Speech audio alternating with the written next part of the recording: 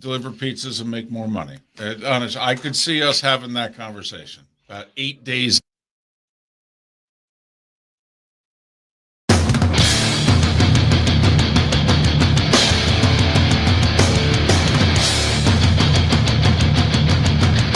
You are listening to Miller and Moulton, exclusively on the Florida Sports Network. And now, here's Mark Miller and David Moulton. Wow. Happy July 1st. Top of the morning to you. How the heck are you, Miller and Moulton? What a time to be a sports fan. My goodness. Thanks so much for being with us. Florida Sports Network, floridasportsnetwork.com. Our last show before the holiday. We'll take Monday off. We'll be back on Tuesday, but not before a jam-packed show because it was one of the bigger sports news days that, well, you can have. How are you? I don't know. Wow. Holy Toledo. Did that hit me from left field yesterday? What a day. Man, when by dinner time last night, our show today was done. Done. I mean, that's how big of a news day it was yesterday. USC and UCLA leaving for the Big Ten. And you know what's funny? We're a couple of yahoos. We know that. We're very lucky to be able to do what we do, and enough people apparently like it that we get to continue doing it, and it beats working for a living. Was it 2 days ago? It was Wednesday. It was Wednesday in the bonus hour. For those that are listening in Port Charlotte and Lake City and Tampa St. Pete, we do 3 hours for all of you and for here in Fort Myers and Naples, and then we do the 4th hour that is exclusively on in this market. Right. We would love for it to be on in the others, but, those stations just, only want the first 3. Okay. That's fine. We're very happy to be on for 3. Right. So it was in the bonus hour, and we were talking about college sports and college football and life in the pursuit of happiness. And, well, here's the conversation that we had, a snippet of it from not even 48 hours ago. By the way, if the Big Ten had to add 2 schools to go to 16, who would you go after? Well, my first choice would be, and I'm reaching for the sky, I'm doing what the SEC has done, Notre Dame and USC. I think they would have a better chance of getting USC than Notre Dame. I know. And then I might go UCLA. If I'm going USC, I'd go UCLA if Notre Dame said no. I'd be rating the Pac-12. Huh. Huh is right. Huh. Well done, Mark Miller. Blind squirrel. So, well, great minds think alike, I guess. You know what? I would send that to the Big Ten, see if they'll hire you.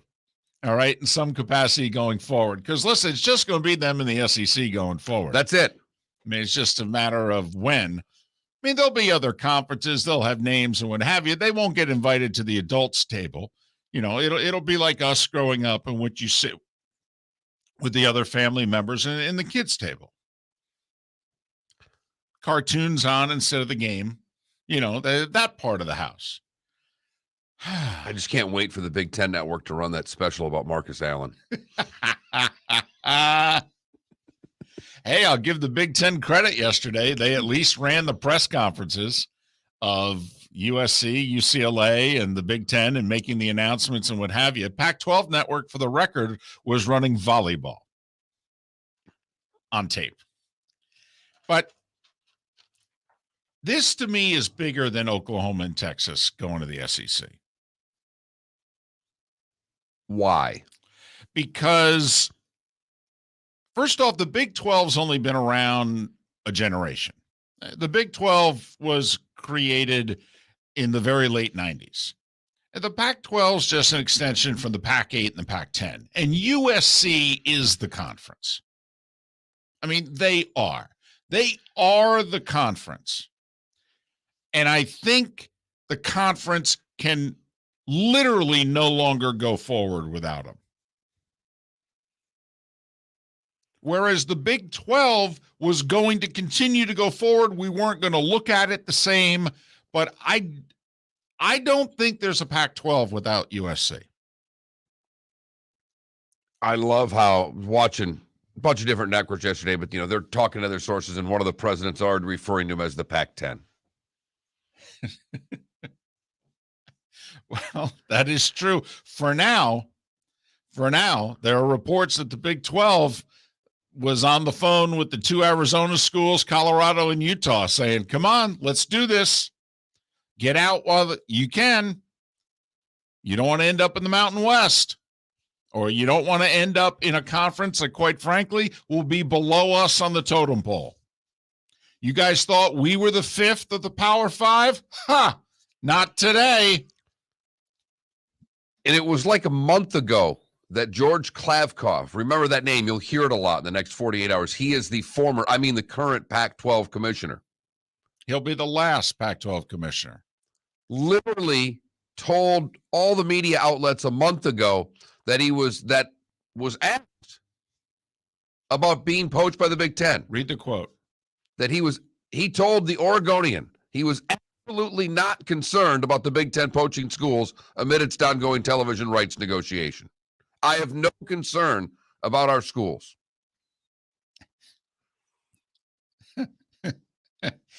Because you're not going to believe this, Mark, but university presidents lied to him.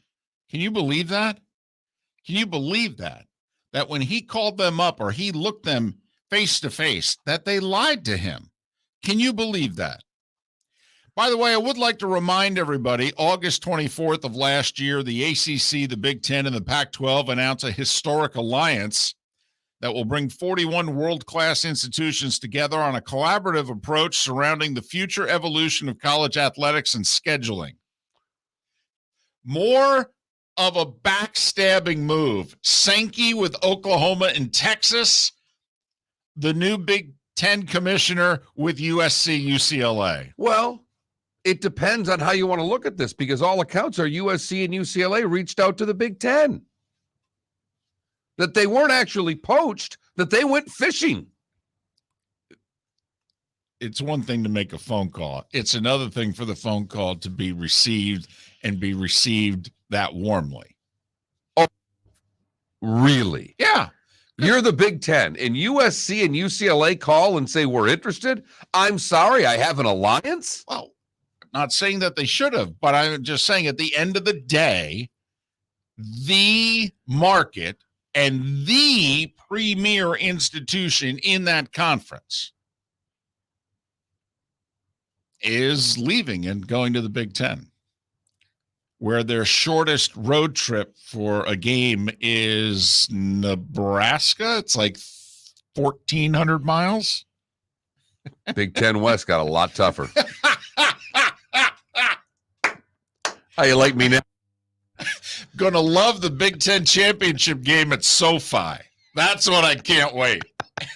Because it's happening. It's definitely happening. Like the Big Ten's not going to put their conference championship game in Los Angeles once. They'll do it about every 5 years, will be my guess.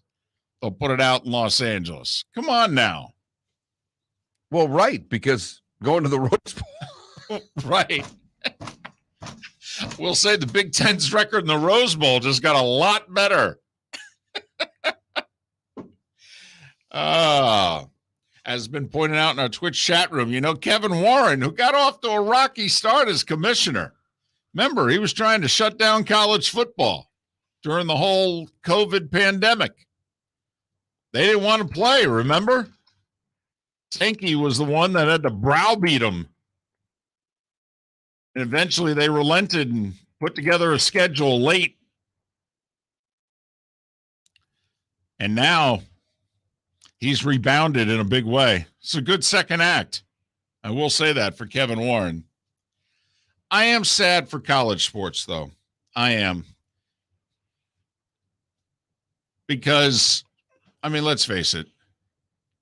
It's definitely over now. There will be no more regionalization to college athletics anymore. No, the end of the innocence happened a long time ago. the professionalization's happened in the last 6 months. I mean, now it is literally just AAA. I mean, it is. I mean, let's face it. It's another professional league. And it's arguably the second biggest professional league in this country. But that's what it is now. I mean, come on. You can't have USC and UCLA in the Big Ten and and look in the Big Ten. USC and UCLA, and talk to me about college athletics. Please come up with another name for it. Honestly, give it a pro sports league name. Something with an Big Ten and the SEC. It's got to have an A or an L at the end of it, Mark, all right? It's got to be an association or a league. For you, I think the rest of us will be just fine calling it college football. Can't wait for that USC Rutgers home and home. And if one more university president talks to me about student athlete, please. Might as well not even go to class anymore. Just as if they were going before. They were. They were having to. Most of them. Now only go if you want. If you actually want a degree, great. We got a program just for you. If you don't, that's what we're here for. We're AAA sports, and we're damn good at it.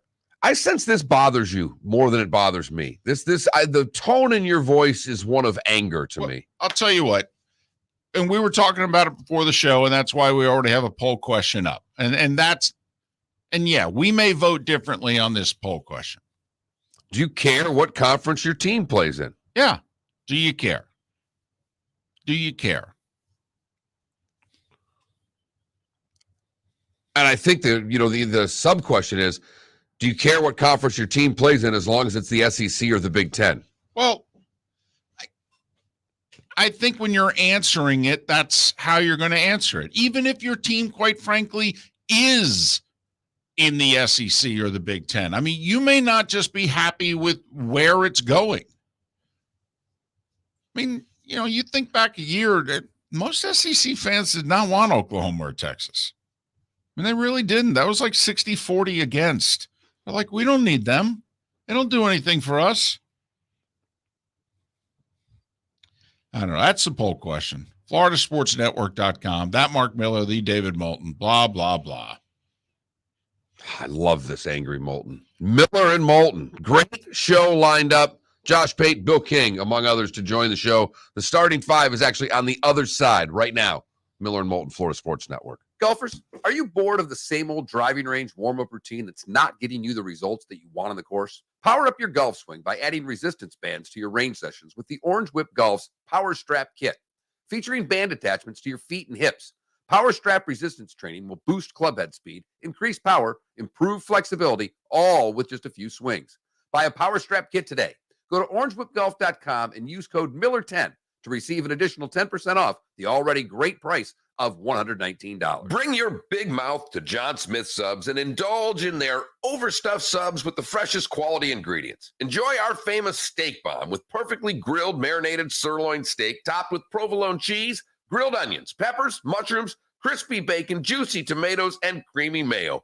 Boom! Made-to-order crispy fries can be paired with the Gator, the Cuban, the Chicken Bomb, or the Italian. Love local. Eat delicious with John Smith Subs. Find a John Smith Subs location near you today. David Moulton for Napa, Napa Auto Parts, and Napa Filters. Insist on Napa Filters for your vehicles, or if you're a do-it-yourselfer, only buy Napa Filters. Napa has a filter for almost anything on earth that moves, whether it's motorcycles, foreign and domestic cars, vans, SUVs, earth-moving equipment. You get the idea. Napa Auto Parts, Napa Filters. Insist on them for your vehicles, or if you're a do-it-yourselfer, only buy Napa Filters. Mark Miller for SWFL Golf Carts, or online, flgolfcarts.com. If you're looking for a golf cart, an e-bike, or an e-motorcycle, go visit Alex and the gang at SWFL Golf Carts. flgolfcarts.com online. Check out their whole inventory. If you're looking for a custom cart, they can take care of you. 2-seater,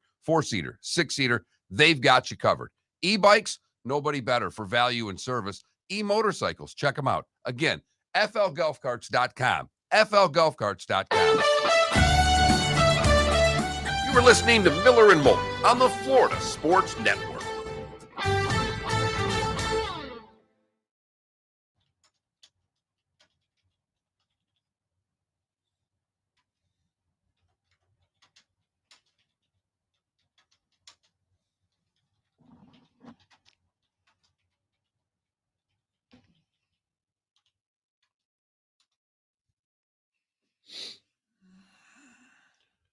You know, we could at one point next week, David, just take all the rest of the schools that aren't in the SEC and the ACC that are Power 5 and play the which conference do they go or do they make the cut? Literally just write them all down. Yeah, we could.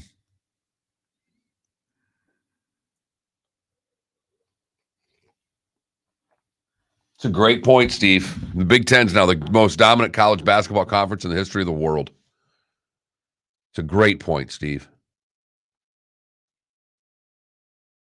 Bill Walton, Lou Alcindor, great Big Ten players. Lou Alcindor, Big Ten legend. Watch on the Big Ten Network next week.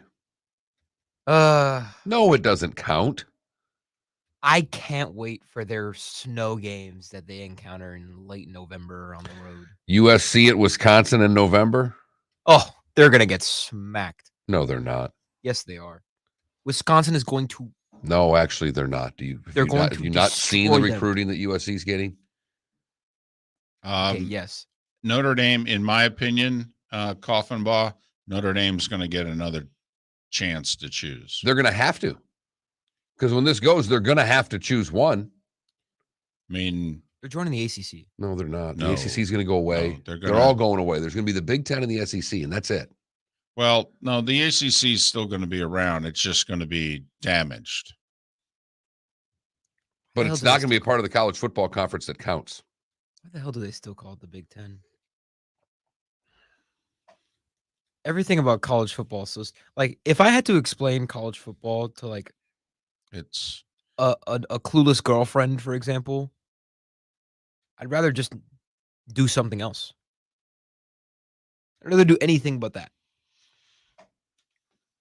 Yeah, but you got to remember Notre Dame is only part of the ACC TV deal in all the other sports. They're not part of it in football. They can leave the ACC in that contract that they have with 5 games a year. They could leave that today. They would have to pay to get out of being a member of the conference in the other sports. But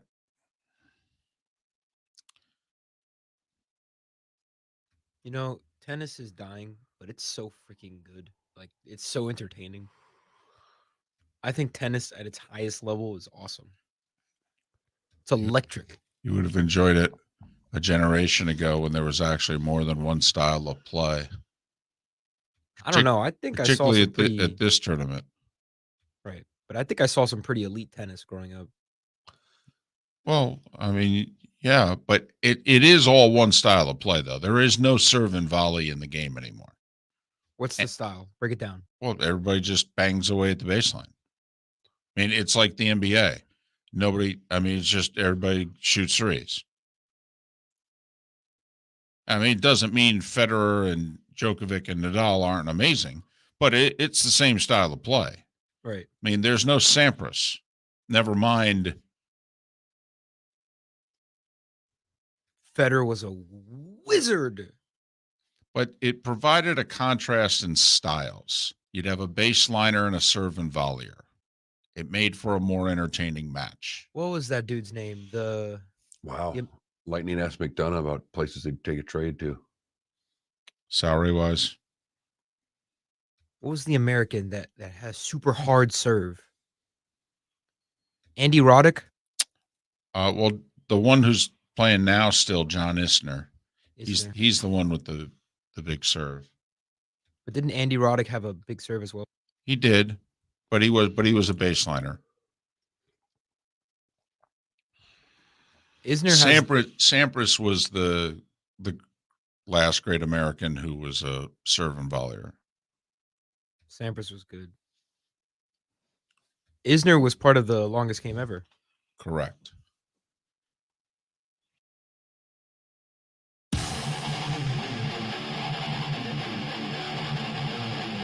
You're listening to Miller and Moulton, exclusively on the Florida Sports Network.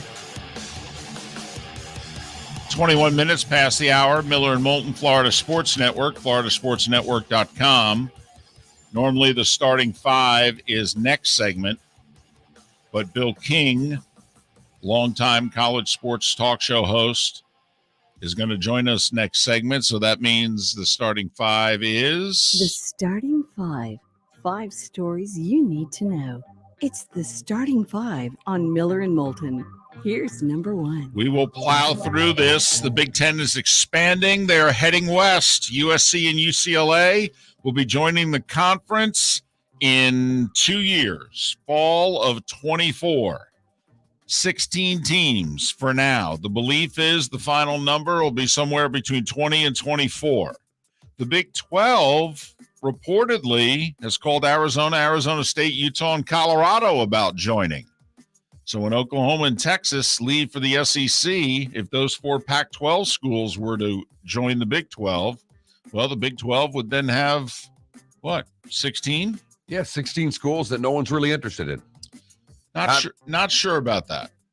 Not sure about that. We'll have time to debate it. Okay, I mean, obviously, it would be not in the same area code as the Big Ten and the SEC, but I might be able to argue in short time it could be conference number 3, even ahead of the ACC, because let's face it, the ACC is going to start to get plucked here soon. I mean, if the SEC and the Big Ten are expanding beyond 16, where are they going to go? It's the number one question we ask on this show, David. NBA free agency began at 6 o'clock last night, but before then, Kevin Durant called the owner of the Nets and said, yeah, I want out. So he's requested a trade. Now, he gave the Nets a short list and said, ideally, I'd like you to send me here. The Nets said, that's great. We'll do the best we can, but you've got 4 years left on a deal, and we're going to trade you wherever we can get the best deal. Right. Now, the complication is the obvious. If, let's just say a New Orleans Pelicans, who actually could put together a great package. I mean, they could send Zion, right, to Brooklyn and the first-round picks and the whole deal. But if Durant's kind of looking at New Orleans going, I really don't want to play for you. If you're the Pelicans, do you make the deal? You could put maybe the best deal on paper, but as we've seen, when these superstars decide they don't want to play for you, they screw up your franchise. So the Nets would make the best deal on paper, but will those teams, the Sacramentos and the New Orleans and, the T-Wolves could put a great deal together on paper, quite frankly. Toronto could put a great deal on paper. Do they think Durant will want to play for them? Or he'll grit his teeth and give him 6 good months, and then he'll say, get me the hell out of here. Durant's 34, by the way, when the season starts. As Mark mentioned, he'll have 4 years and $198 million left on a contract. It was 3 years ago yesterday that the news broke that Durant and Kyrie were going to Brooklyn. For the record, in those 3 years, Durant played 90 games. Because remember, his first year, he missed the whole year. He was rehabbing the Achilles. So Durant made $119 million playing 90 games. Kyrie, who is back with the Nets, but he ain't going to be with the Nets. He played 103 games in his 3 years with the Nets for $111 million. So the two of them combined played 193 games, and they made $230 million. Yeah. A whole bunch of free agent signings yesterday. Jalen Brunson did go to the Knicks, 4 for $104. Orlando actually brought back Mo Bamba, which was a shock to everybody. 2 years, $21 million. They also went out and signed guard Gary Harris for 2 years and $26 million. The thought is they might have signed him to eventually trade him somewhere. We'll see. Oladipo returned to the Heat, 1 year, $11 million. They did lose PJ Tucker to the Sixers, which was advertised on Monday.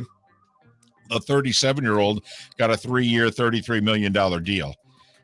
Pistons retain Marvin Bagley, 3 for $37. Milwaukee did the same with Bobby Portis, 4 for $49. All right, you ready? Hold on tight to these deals. Bradley Beal, 5 years, $251 to stay with the Wizards. Woo! Denver re-signs Jokic, 5 years, $270. Richest contract in NBA history. Woo! Memphis gives Ja Morant the biggest rookie extension they can. It's 5 for $231. Devin Booker and Towns get the max 4-year, $224 extensions from Phoenix and Minnesota, respectively. Yeah, that's $56 a year on average for 4 years, and they're both young enough where they'll get another one. Toronto beat Tampa 4-1 thanks to a pair of 2-run homers. Houston beat the Yankees 2-1. The Astros right now are 5-2 against the New York teams in the last week plus. The Guardians 2 in the 8th, 2 in the 9th. Boy, if the Twins had a bullpen, that division be over. 5-3 Cleveland. They're a game back of the Twins. Phillies avoided the sweep. They scored 7 in the second, beat the Braves 14-4. Michael Perez hit 3 homers in the Pirates' 8-7 win over the Brewers. That's the second Pirate this week to hit 3 home runs in a game. Justin Turner, 2 homers. Dodgers over the Padres 3-1. They lead the division by 2.5. Cubs 15-7 over Cincy. Seattle 8-6 over Oakland. It is July 1st. Do you know what that means, Mark? Happy Bobby Bonilla Day. Bonilla Payment gets 12 today? It is the 12th installment of 25 scheduled. He's not even halfway home. No, he's not. He got a check today for $1,193,248.20. He has so far received $14.3 million from the Mets. He's scheduled to make another $15.5 million from the Mets. He will make $29.8 million from the Mets because they wanted to defer a 1-year, $6 to $8 million salary. And that's when, they were getting, the owners of the Mets were sending all their money to Madoff. And they were making huge returns. And so there you go. So Bonilla said, yeah, I'll defer it. The Mets said, great, because we're going to make so much money on this $8 million. Madoff blew the $8 million, and the Mets are now paying Bonilla $30 million. The Mets, to their credit, have never called them up and said, hey, can we settle this somehow or write you a big check or what have you? Well, if they have, Right. no one's answered on the other line. Quickly, Wimbledon, most of the men's top seeds won, including Nadal in 4 sets. The Americans are continuing to do pretty well. Nakashima, Brooksby, and Fritz have all advanced. Women's side, Swiatek, the top seed, needed 3 sets, but she won her 37th consecutive match. That ties the longest winning streak in women's tennis in 25 years. Pegula and Goff, both winners. Americans Goff scheduled to meet another American, Anissimo, in the 3rd round. And Goff, JT posted 9 under with a 3-shot lead at the John Deere. And Carlos Ortiz, who left the PGA Tour this week, 5 under, leading the LIV golf event in Portland. DJ, 1 shot back. Magic numbers, by the way, 57, 62, and 69 for the start of the football seasons. That's right. And that, gentlemen, was... That was the Starting 5 every weekday morning at this time on Miller and Moulton. I mean, there were other NBA signings and what have you, but, got in what we could. Did a fine job. Oh. Any more NBA would have been too much, David. I like that you understand the threshold. Just play the hits when it comes to that league on this show. Meanwhile, Felipe is looking over going, hey, what about Gary Payton Jr.? Where Felipe came in all excited. We were going to talk NBA and Durant and this, that, the other thing. And at 5:38 a.m., Mark looks right at him and goes, college football is going to be the dominant topic of the show. It's going to be the on the show. We've got a Brooklyn Net guest. I'm impressed with that. 2 hours from now. Bill King, however, is next. One of the major voices of college sports in the South. Bill King, joining Miller and Moulton on the Florida Sports Network. To John Smith Subs and indulge in their overstuffed subs with the freshest quality ingredients. Enjoy our famous steak bomb with perfectly grilled marinated sirloin steak topped with provolone cheese, grilled onions, peppers, mushrooms, crispy bacon, juicy tomatoes, and creamy mayo. Boom! Made-to-order crispy fries can be paired with the Gator, the Cuban, the Chicken Bomb, or the Italian. Love local. Eat delicious with John Smith Subs.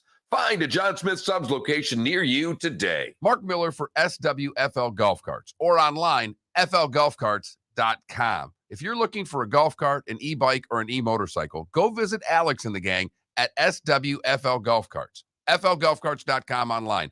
Check out their whole inventory. If you're looking for a custom cart, they can take care of you. 2-seater, 4-seater, 6-seater, they've got you covered. E-bikes, nobody better for value and service. E-motorcycles, check them out. Again, flgolfcarts.com. flgolfcarts.com. David Moulton for Napa Auto Parts, and Napa Filters. Insist on Napa filters for your vehicles, or if you're a do-it-yourselfer, only buy Napa filters. Napa has a filter for almost anything on earth that moves, whether it's motorcycles, foreign and domestic cars, vans, SUVs, earth-moving equipment. You get the idea. Napa Auto Parts, Napa filters. Insist on them for your vehicles, or if you're do-it-yourselfer, only buy Napa filters. Golfers, are you bored of the same old driving range warm-up routine that's not getting you the results that you want on the course? Power up your golf swing by adding resistance bands to your range sessions with the Orange Whip Golf's Power Strap Kit.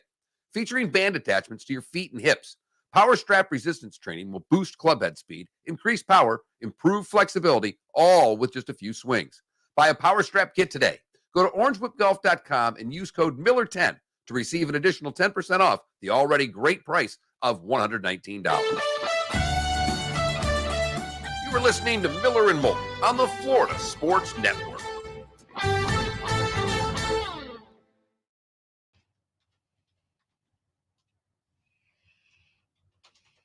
You know, I saw a post yesterday that was some questionable horse shit. PFF Football on Twitter was like, is Mike Evans a top 10 wide receiver? Seriously? You could argue he's a top 5 wide receiver. You know PFF Football on Twitter? Pro Football Focus, or I think so. Whatever. The Twitter account, they're verified. They posted something on Twitter yesterday saying, is Mike Evans a top 10 wide receiver in the I NFL? did see that. Yeah. Come on now. No question. Felipe, I don't know if you're aware of this, but media outlets do things like that to try to get clicks. Of course. Right.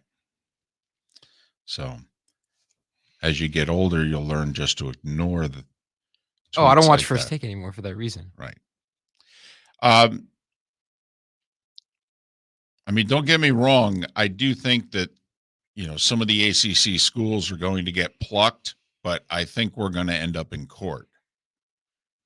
My guess is the $52 million penalty for leaving will stick. I don't see how the ACC is allowed to also get your TV rights money when you leave.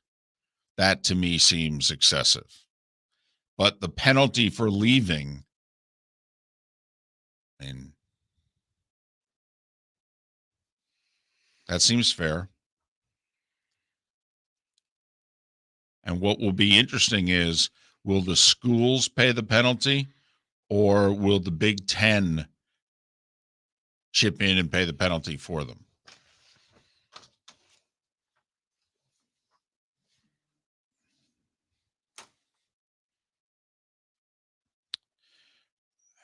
Rick,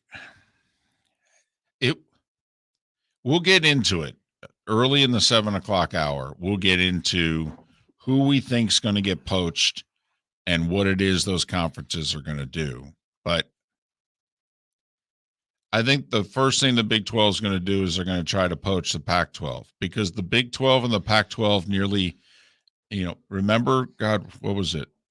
was it 10 years ago that the first, remember, Oklahoma and Texas nearly joined the Pac-12. Yeah, and nearly joined the Big Ten once too.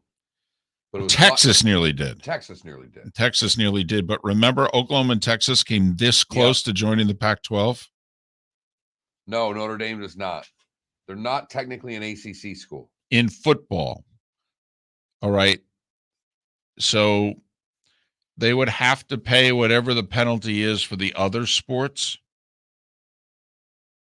But they can join the SEC conference next year in football if they want. They 5 ACC schools a year, but they're not a conference team. I don't think there's a penalty, DC, but it can't be the same amount, I don't believe. Barstool, Illinois tweeted, like they quoted the tweet of the report about the Big Ten movement, and they tagged Barstool USC and Barstool UCLA and said, I hope you guys like corn. A lot of corn in the Big Ten. Not really. Oh, I think so.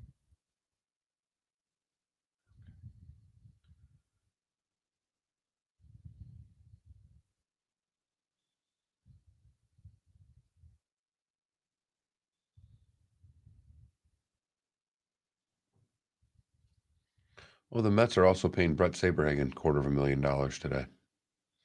Oh, cool. He did the same thing. Darren Ravel tweeted, it's not only Bob Benilde, the Mets are paying Saberhagen $250 today, last pitch for the team in 1985. Saberhagen was also a client of Dennis Gilbert, who structured the deal for Benilde.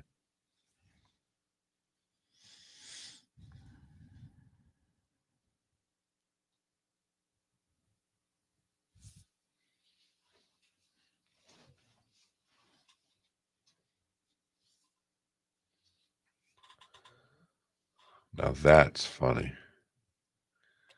AEW tweeted at Kevin Durant, heard you're looking for a ring.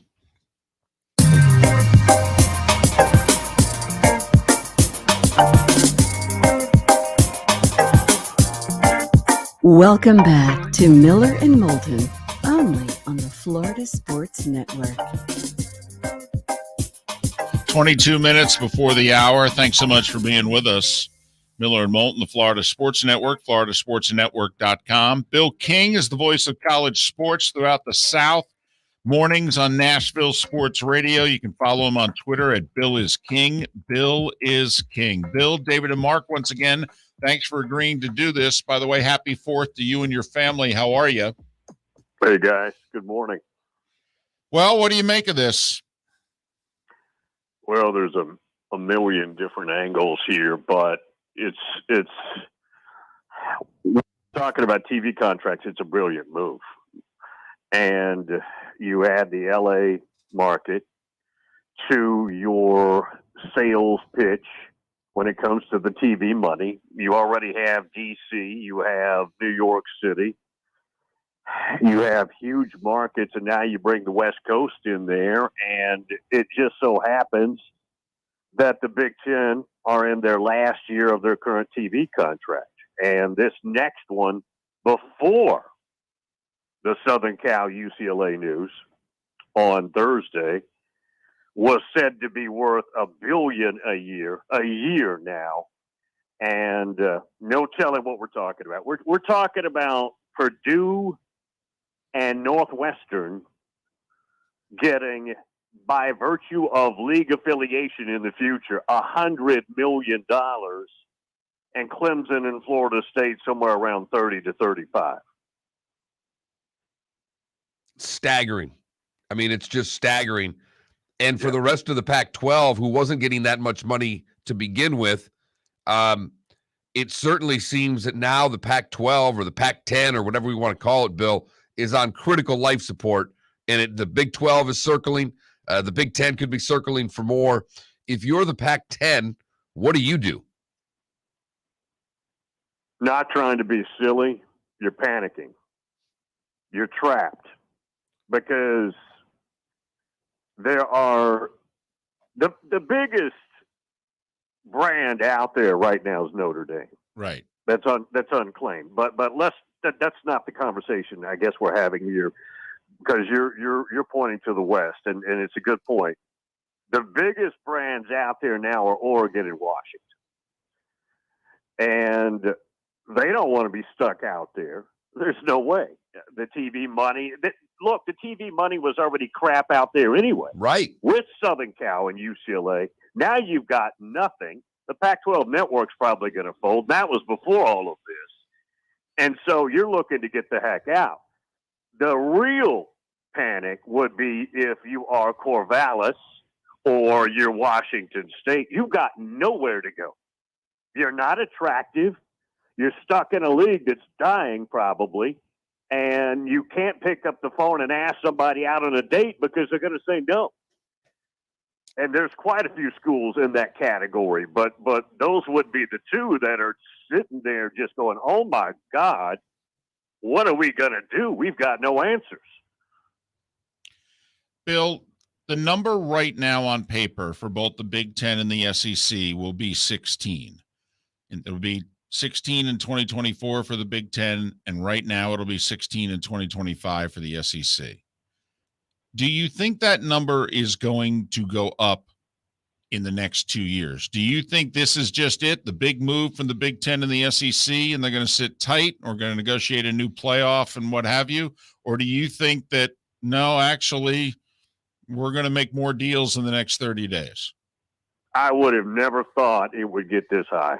But in the environment we're in, I would assume it's going to have some additions. Because think about it. If you're right now Florida State, Clemson, Miami, you've been on the phone for 24 hours, right? I mean, you're and maybe you've been on the phone, but I do think this Southern Cal UCLA thing caught everybody off guard. I don't think the new Pac-12 commissioner knew this was happening. I don't think the other ADs in that league out there thought this was happening, knew it was happening. Just like the OU Texas thing was quiet. Nobody knew that was going on. And in this environment, that's also shocking that something of that magnitude could stay that quiet. I would assume we're going to add more teams. Now, how many more? I think you get to the point of silliness, but I would say at least a couple. And here's the other item. You know who controls this? It's not necessarily the SEC or the Big Ten, and they are the power brokers, but it's ESPN versus Fox. Right. They're going to determine who you add because they're going to tell you how much money it's worth if you add them. That's who's calling the shots here. And I think there was some talk yesterday that Southern Cal reached out first, but the Big Ten did not reach out west first. It was the West Coast reaching out to them. But the debate is, was it Southern Cal or was it Fox? I think it was probably Fox because we've got intense contract negotiations, and Fox has to make up for their lost inventory, which they're losing in Texas and Oklahoma. Okay. You've been mentioning Clemson, Miami, Florida State, and geographically, we ultimately think, well, that's the SEC. If you're the Big Ten right now, or if you're Miami, would you be calling the Big Ten? Because we still know the Canes and the Noles move the needle more than any other ACC schools when they have any sort of a pulse. If you were Miami and Florida State, where would your first phone call be? Probably the SEC, but you'll take either one a go.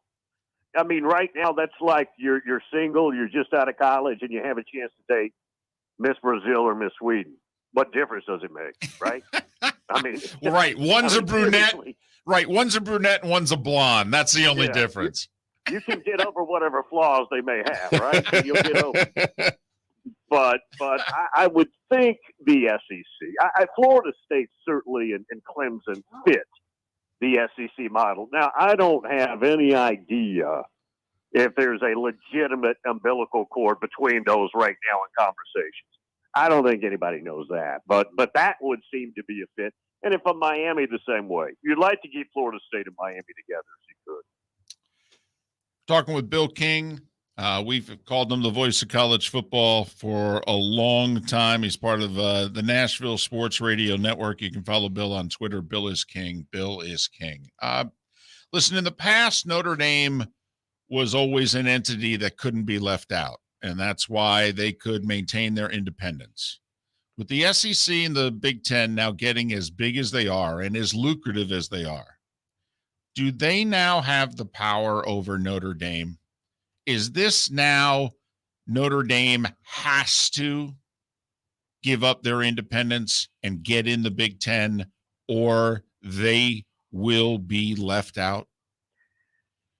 Well, first of all, they're heavily coveted. They got any number. I mean, they could. Right. They matter of fact, they could call the ACC and say we're coming, but here's the rules, and the ACC would say okay. They have that kind of power. Now, Big Ten obviously is more muscular. It's always thought that the ACC would be theirs. I know Barkley used to say that. Jack Armbrecht has said it, but they've also told us for centuries we're never going to join up. I'm not sure what to think. I do think the environment is more conducive than ever that perhaps they find a conference home. For example, Notre Dame Southern Cal, and I know it hasn't been a big brand name rivalry maybe the last 10 years, but it's a historic big rivalry. That could be a league game in the Big Ten someday if they joined that league. There's any number of ways to slice it. You got to remember, too, Jack Swarbrick, their AD, is as strong a presence as anybody out there. Sankey obviously is right at the top, certainly, but Swarbrick, you got to remember, Swarbrick was with the SEC Right. when they came up with the playoff idea of 12 teams, which everybody initially agreed to, and then the alliance formed because of the Texas OU story, and all that fell apart. Swarbrick was part of that secret meeting, though. He's very, very strong, and he's futuristic, too. He's the one that a couple of months ago said, I'm going to see a model in 10 years where a lot of schools are going to be playing sports only, and they'll be on campus, but they will not be part of your academics. Remember that? He said that a couple of months ago. Right. So I don't have a good answer for you on Notre Dame. I don't think that it's they have to, but I think we're closer to that happening than ever before. I think that's the best answer. Bill, the ACC has these massive penalties if a team wants to get out. Not only the big money hit, but then giving up a bunch of your TV money for 5 years.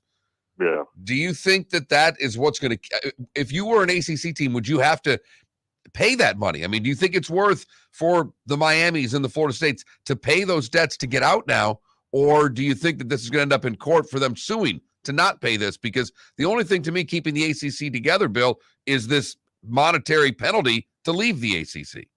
Well, and you're stuck with a crap contract that goes through, 2036. So there's no negotiations anytime soon. You can't go back to the table. ESPN's too busy with the SEC, and Fox is too busy with the Big Ten and all that. You do whatever you got to do. That's the answer.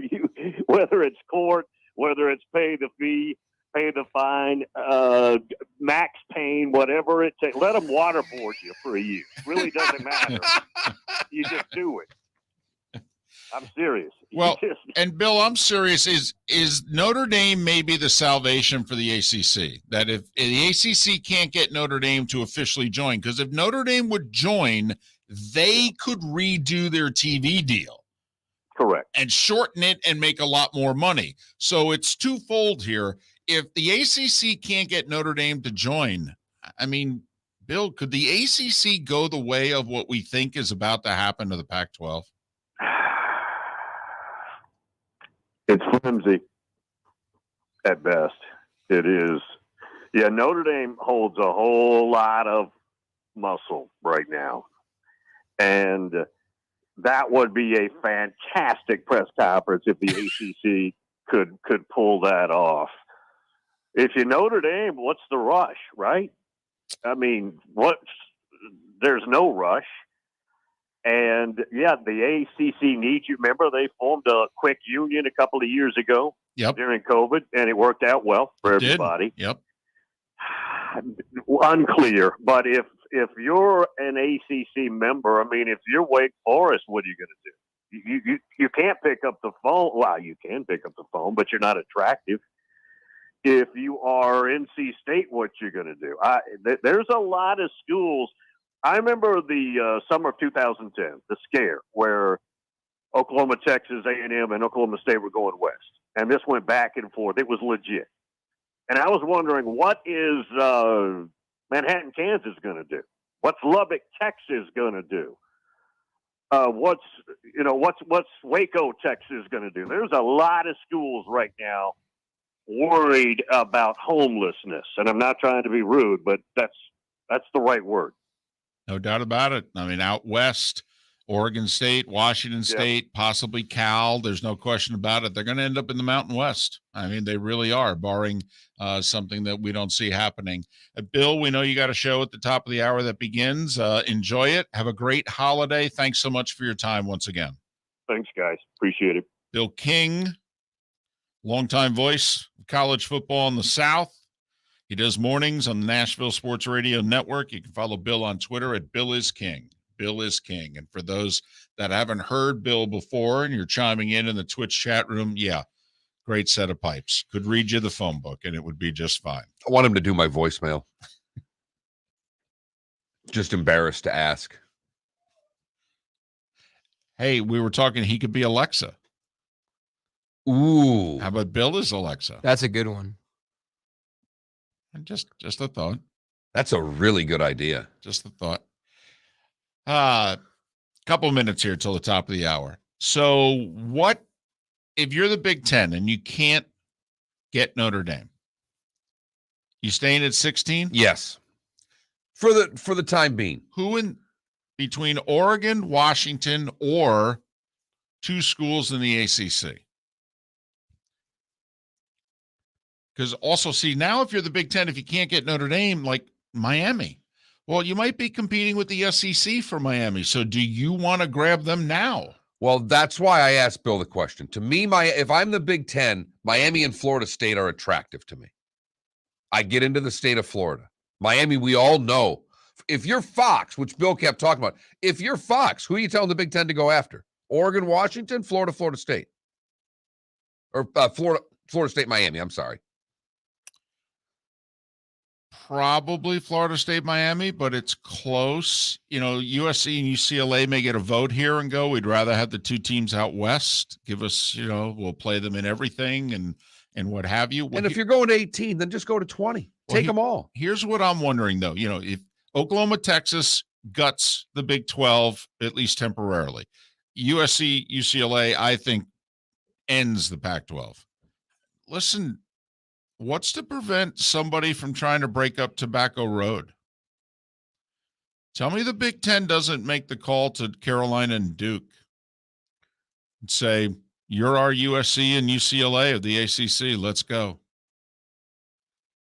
You don't think that phone call gets made? Maybe Carolina and Duke call one another and they contact the Big Ten the way USC and UCLA did. You think I'm out of line? Miller and Moulton. Thanks so much for being with us, Florida Sports Network.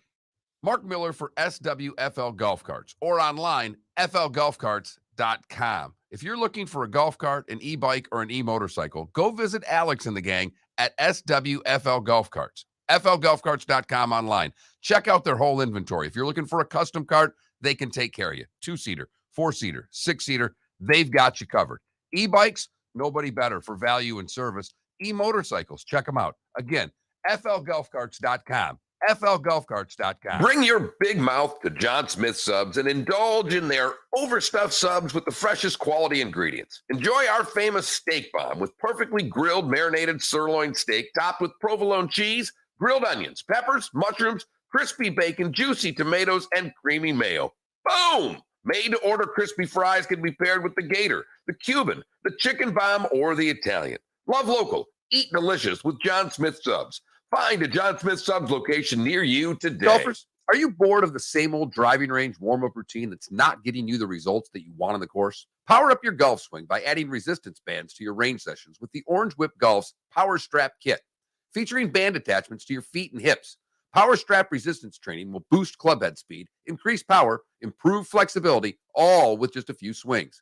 Buy a Power Strap Kit today. Go to orangewhipgolf.com and use code Miller10 to receive an additional 10% off the already great price of $119. David Moulton for Napa Auto Parts, and Napa Filters. Insist on Napa Filters for your vehicles, or if you're a do-it-yourselfer, only buy Napa Filters. Napa has a filter for almost anything on earth that moves, whether it's motorcycles, foreign and domestic cars, vans, SUVs, earth-moving equipment. You get the idea. Napa Napa Auto Parts, Napa Filters. Insist on them for your vehicles, or if you're do-it-yourselfer, only buy Napa Filters. Mark Miller for SWFL Golf Carts, or online, flgolfcarts.com. If you're looking for a golf cart, an e-bike, or an e-motorcycle, go visit Alex and the gang at SWFL Golf Carts. flgolfcarts.com online. Check out their whole inventory. If you're looking for a custom cart, they can take care of you. 2-seater, 4-seater, 6-seater, they've got you covered. E-bikes, nobody better for value and service. E-motorcycles, check them out. Again, flgolfcarts.com. flgolfcarts.com. Golfers, are you bored of the same old driving range warm-up routine that's not getting you the results that you want on the course? Power up your golf swing by adding resistance bands to your range sessions with the Orange Whip Golf's Power Strap Kit. Featuring band attachments to your feet and hips, Power Strap resistance training will boost clubhead speed, increase power, improve flexibility, all with just a few swings. Buy a Power Strap Kit today. Go to orangewhipgolf.com and use code Miller10 to receive an additional 10% off the already great price of $119. You were listening to Miller and Moulton on the Florida Sports Network.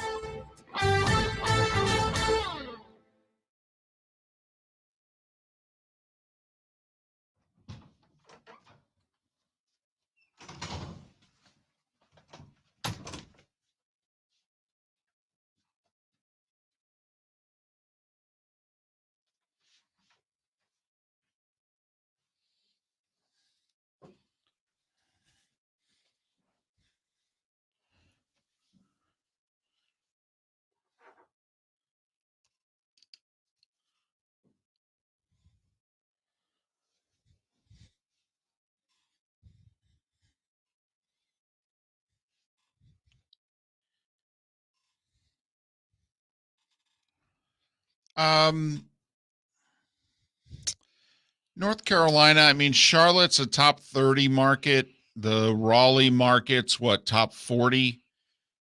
You know, the funny thing is neither one of us thinks NC State would be included in any of this. They'd be left out, I think.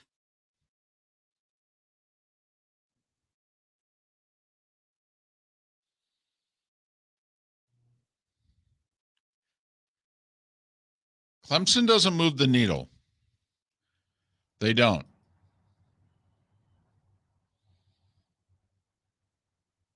And the market's very small.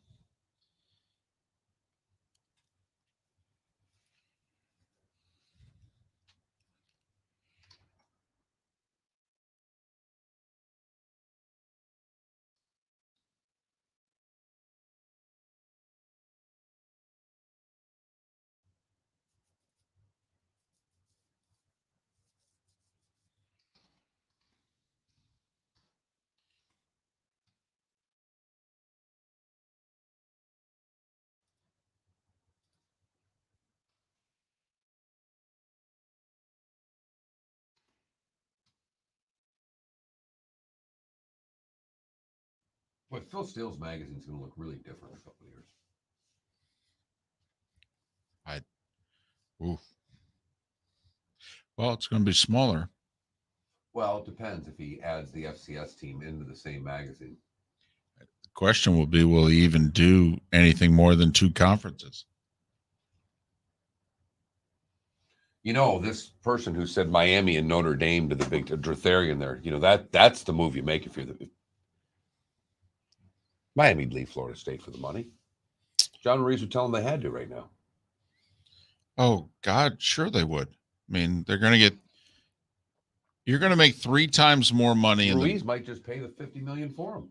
You're going to make 3 times more money in the Big Ten than you are in the ACC from your television rights deal. Clemson has it doesn't move the needle. It just doesn't. Not really. They really don't.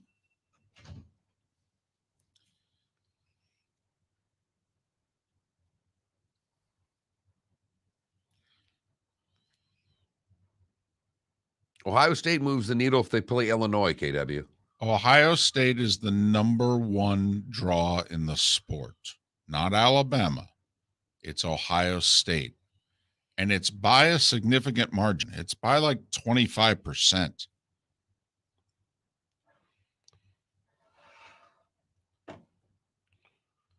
I mean, I definitely think moving forward now, I'd much rather be Fox with the Big Ten than ESPN with the SEC, to be honest with you. Gus Johnson's going to have himself a year.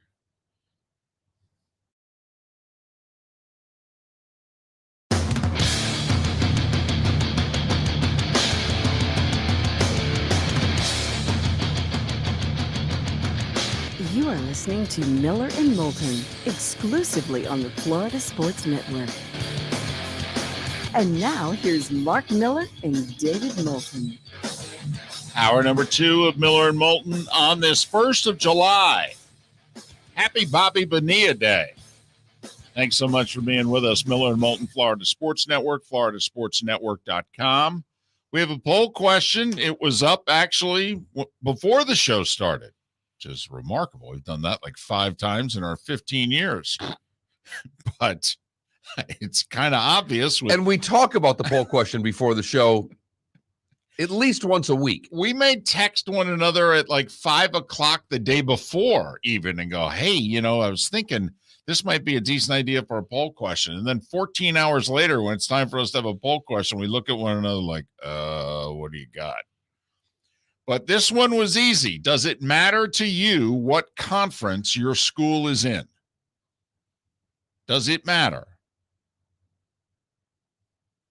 Simple question. It could have deep meaning to you. Does it matter to you?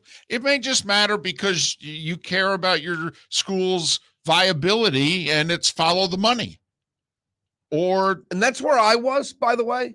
Okay. Because I said yes.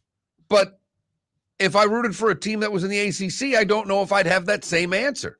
I feel really confident that the place that I went to school and lucky enough to have a piece of paper that hangs on the wall from, that they now are viable in college football for the foreseeable future. Because you're a Michigan State alum, and obviously, no matter what happens, we know the Big Ten and the SEC are going to be unbelievably healthy, and they may be the only 2 juggernauts. This may be, Mark, the 60s, 70s, and 80s here. This could be the Cold War, where it's just the United States and the Soviet Union, and it's the Big Ten and the SEC. And each conference can make the other the Soviet Union, which is what I think is going to happen. And I think they're going to break away from all the rest. I think they're going to form their own national championship. They're going to do their own TV deal. And the only thing I'm wondering is, are they actually going to do it in the next 3 to 4 years? Or are they going to have in 2026 a playoff, and they're going to be nice enough to allow teams from the other conferences in, and they'll do one round of a TV negotiation of 6-8 years. They'll make a lot more money, and then they'll make their big move in the 2030s? Or is this the beginning, Mark, of this is now all going to be sped up? And 2 years from now, the Big Ten and the SEC are going to look at the other conferences and say, sorry, we don't need you. And they're going to look at the TV networks and go, here's how it's going to be. We're going to determine our own champion. We're going to have semifinals and finals in each of our conferences. We're going to keep all that money. And so then we're going to have a SEC champion and a Big Ten champion, and they're going to play each other for the national championship. You want to televise it? By the way, you want to televise the semis and the finals? And Fox will be like, well, yeah, sure, we'll televise all the Big Ten stuff. And ESPN will be like, yeah, we'll televise all the SEC stuff. And Fox and ESPN will look at one another and go, want to alternate the national championship game? That's where my money's at. That's where I think we're going. And I'm just trying to figure out, are we going there in 3 years or are we going there in 12? And I think you'll hear most of today people leaning towards sooner than later because we overreact to everything. 16 could be status quo very easily through a while. Yeah. The rest of this Yeah. TV deal, or the rest of this college football playoff deal, I'm sorry. And as you mentioned, the Big Ten is going to get paid here in the next 30 days. Or 60 or 90, whatever it whatever is. it's going to be. An ungodly amount of money. $1 billion a year minimum for their television rights. Minimum. That was before yesterday. I think now it's up. I mean, Bill King said each school in the Big Ten is going to get $100 million. So do the math. We're at 16 teams. That's somehow, some way, they're bringing in $1.6 billion in TV revenue as a conference. And it'll be close to that. It will. Whether it's 80, 90, or whether it's 100, 110, but it'll be close to that. So the SEC deal is kicking in here in a couple of years. Right. They're going to be in the 50, 60 per team. Higher. I think they're going to be in the 75 range. So now the ACC's in the low to mid 30s. Yeah, and they're stuck for 15 more seasons. Where it's 30 to 34 million, somewhere in that. Right. The Pac-10 was bad money before this started. They were hoping, though, the new deal and with all the Amazon, Apple streaming money that they're wanting to throw around, we thought, well, that maybe the Pac-12 will financially do okay. Their visibility might not be much better, but financially they'll do okay. And a lot of you have been suggesting different conferences for different teams. When you think of the Pac-12, first of all, and somebody suggested teams adding, before you start adding teams for a conference, you need to step back and think, what, outside of putting it to a number, what do those schools bring to the table? And there's nothing out west that brings anything to the table for the Pac-12. Maybe San Diego with what they've got going on. Well, San Diego and Boise? For the Pac-12. Yeah. Sure. I mean, at this point, I think you're reaching for the stars. But you just lost Los Angeles. Yeah. And you'll be hard-pressed just to keep then what you have. And like you said, add San Diego State, add Boise State. Okay, you take that out to the networks and what have you. What kind of a deal do you think you're going to get? How viable do you think you're going to be as are you going to be considered a power conference again, or do you fall into the group conference? Where does the Big 12 fall without Oklahoma and Texas? I mean, really? Well, how much different are these? Well, but think about who they're adding. Let's just say the Pac-12 adds San Diego State and Boise State, all right, to go back up to 12. And they keep everyone else. The Oregon schools, the Washington schools, the Arizona schools, Colorado, Utah. I mean, you have to admit, there are TV markets here. Yes. Phoenix, top 10 market. San Francisco, San Diego, Denver, Salt Lake City, Seattle, Portland. I mean, these are legit television markets. These are all top 30 television markets. Obviously, you're losing LA. That's huge. Never mind. And also, they are the soul of your conference. But from a television standpoint, you can take that out onto the street and you can still get coin. The Big 12's adding Cincinnati, top 30 market. They're adding Orlando, top 25 market. They're adding Houston, top 5 market. Now, you could argue how much of the market will they really get with the Cougars, but hey, Cougars are certainly legit in football and basketball. And they're adding BYU, and BYU's got their own television network, and they got 4 million subscribers. I mean, if you're a Mormon, you watch BYU football. So, that's what the Big 12's adding here. Never mind if they then now are going to try to report out yesterday, Bruce Feldman, they're calling the 2 Arizona schools, Utah and Colorado, saying, hey, don't be left out, and then the Big 12 becomes a Big 16, if you will. Phoenix, top 8 market. No, it is. Denver, top 20 market. Salt Lake City, hosting an Olympics. Going to host another one, by the way. They're bidding for 2034. Probably going to get it. I mean, it's not as weak as it looks. It's better on paper than you think. Those cities and schools and what have you. But market size, but then there's move the needle. Correct. And there's nothing there that does. No, they do it infrequently. Now, we think some of those schools should be powerhouses. Arizona State should be a power. I mean, it really should. They got the TV market. They've got the resources. They have a huge undergrad base. They have a monstrous online program. They're swimming in money, actually, as a university. They could be a power. It's the school that I picked a long time ago. It said, we asked who the next Clemson was. I put my money on Arizona State. And because the money lined up the right way. Yes. And it still will even after this. But we digress. The question, listen, the Big 12 scrambled. All right. This is what they've come up with as a solution for now.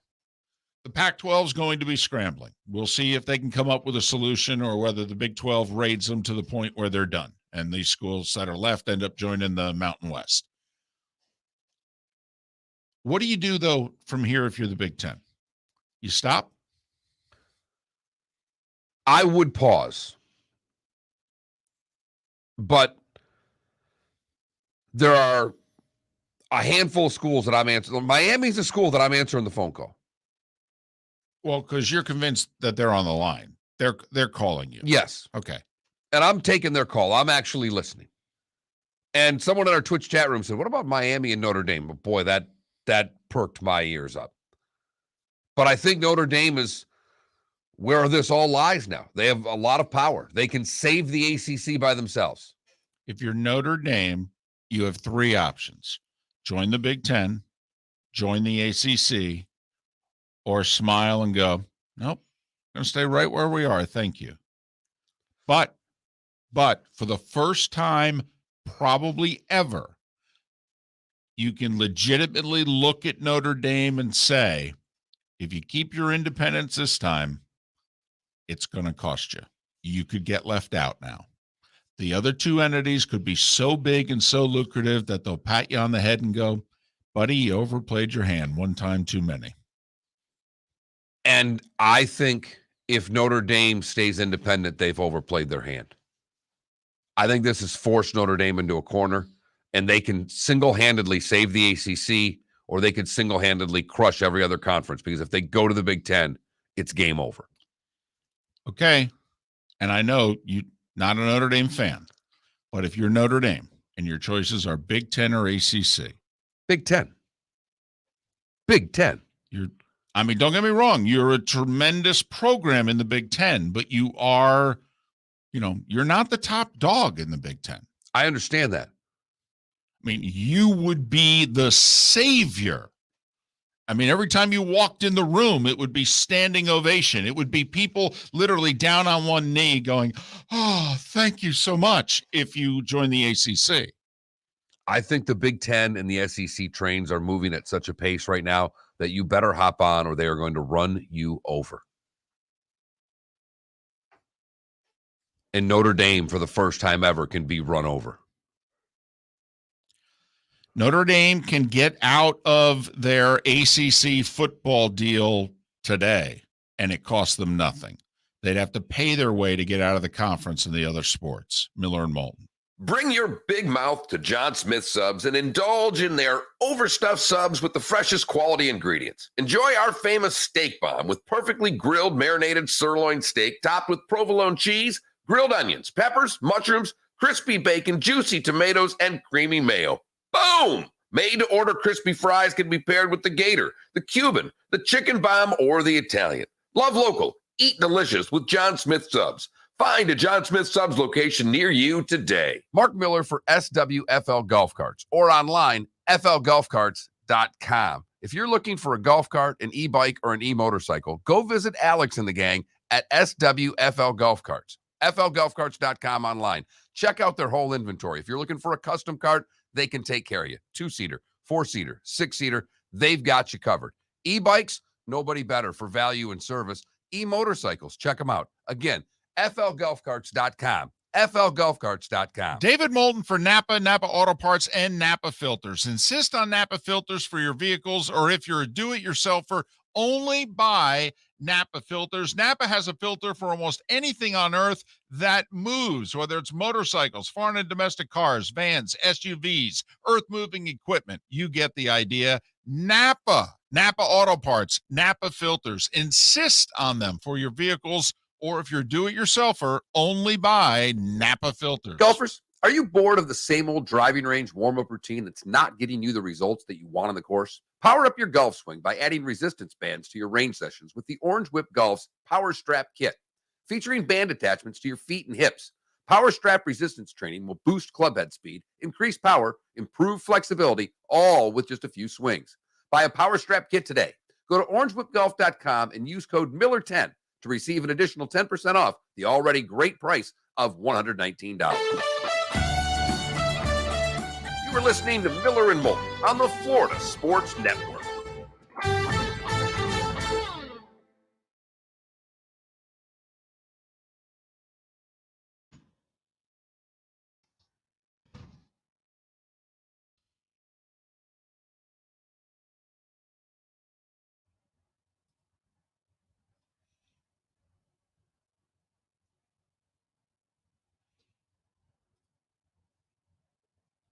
I got a couple of texts here. Yeah. And a lot of questions being asked. So I think we can a lot of general questions. Everybody's wanting to save the Big 12 or the Pac-12. We could do this whole segment off of this. We do at some point need to, I don't want to go the whole 7 o'clock hour and not mention some NBA. We don't do a whole segment on it, but just do. Do you want to do it here? Or do you want to do it coming out of break and then transition back to college football? Yeah, that's fine.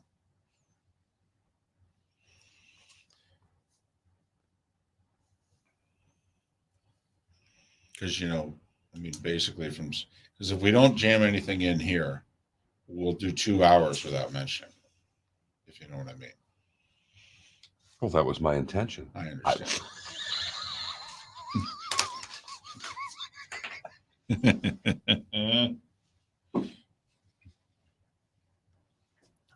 But we could, we'll have some fun at the first couple of minutes of this. You just keep doing. What are you talking? What conference are they? Are they in the SEC? You can interrupt with all the one-liners you want. Yep.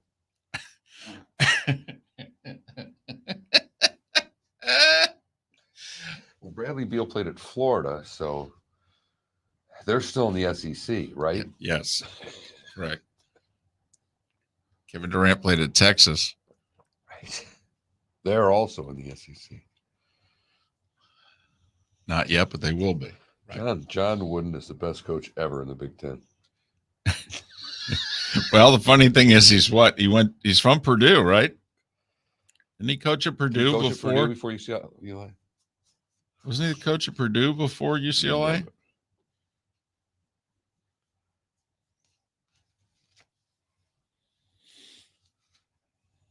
So, yeah, we can now say he spent his entire coaching career in the Big Ten. That would be hysterical. Where's Bill Walton at right now? Oh, my God. Somebody sent that tweet out yesterday and said somebody needs to call Bill Walton and see if he's doing okay. That Annie Agar tweeted out maybe USC can adopt Michigan's fight song so champions of the West will actually mean something.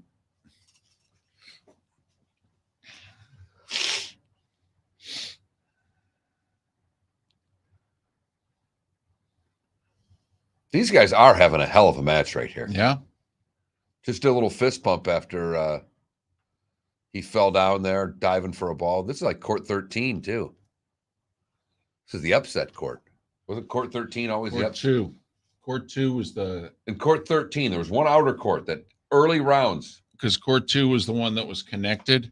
Right. Okay, and that was where the Graveyard of Champions was court 2. Yep. But yes, outside it was court 13. Court 13. You're right. But you're right on court 2. Yes.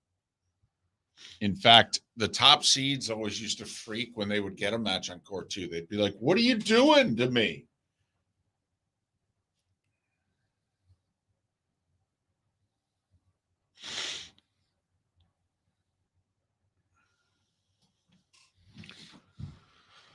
Yes, Sunking Naples, absolutely. We've been saying that for a while. It's just now moving faster than even we thought. You got to remember, I mean, we're nobodies, but 10, 12 years ago, we were saying that the haves were going to break away from the have-nots and eventually break away from the haves and break away from the NCAA. And now you've got Jack Swarbrick, who said it publicly 2 months ago. The AD at Notre Dame said that Miller and Moulton are right. Which is just shocking. Especially when he quoted us by name. Hello. Whoa. Sorry about that one. The hell was that? That was called a mishit. That was way off.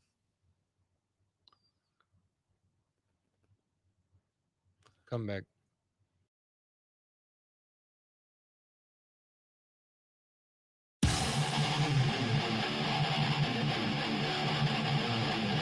You're listening to Miller and Moulton, exclusively on the Florida Sports Network.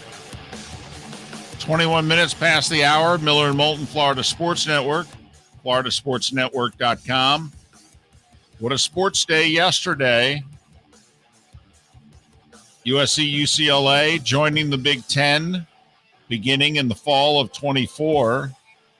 Kevin Durant calling up the owner of the Nets early in the afternoon and saying, I want out.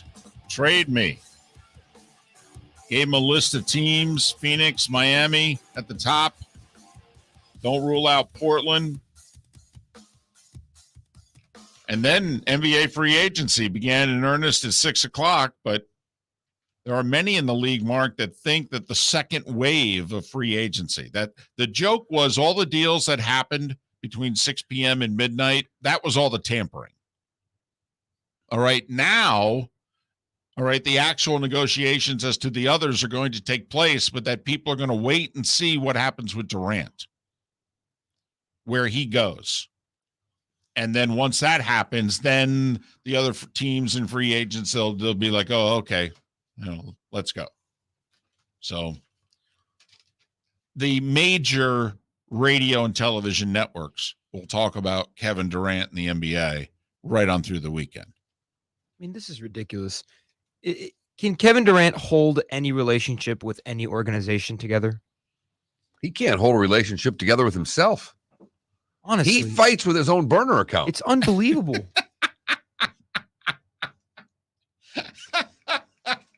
I mean, what's next for KD? Is he joining the Live Tour? Wait a minute. I mean, he wants to be with the Miami Heat. I thought this morning you'd be all fired up because he said he wants to be traded to the Heat. Yeah, how are you going to be? The Heat buy championships. This is perfect. How are you going to be when he's on the Heat? Yeah. I don't think he's coming to the Heat. No, it was not what I said. I want you to answer what it is we ask of you. How are you going to be, as a proud Miamian and a big-time Heat fan, despite the fact that you bailed on them after they lost Game 5 to the Celtics, how are you going to be when Kevin Durant is a member of the Miami Heat? I'll be happy depending on what we trade. Okay, well, right now, you can't trade Adebayo. Right. There's actually a clause. I don't fully understand it, but anyway, Ben Simmons and Adebayo both have the same designation. You're only allowed to have one of those players on your team. So unless the Nets unload Ben Simmons, Adebayo can't be in the deal that goes to Brooklyn. The thought is Brooklyn wouldn't make a deal with Miami unless they got Adebayo. That Tyler Hero and whatever that else they put together wouldn't be enough of a package. So right now, in theory, you'd be left with Jimmy Butler, Bam Adebayo, Kevin Durant, and goodness knows what else would be left. But what would probably happen is you'd be left with Tyler Hero, Jimmy Butler, and Kevin Durant. And Adebayo may have to go somewhere else. It's a three-way trade that would have to work out. Ben Simmons would also get moved, etc., but you would probably lose Adebayo in it.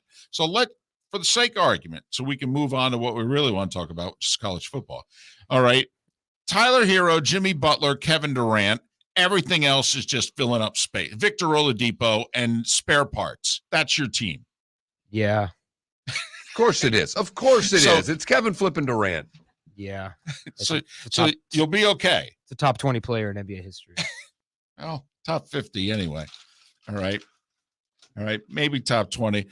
Bottom 20 when it concerns, what a great teammate he is. Yeah, true. In person and all that.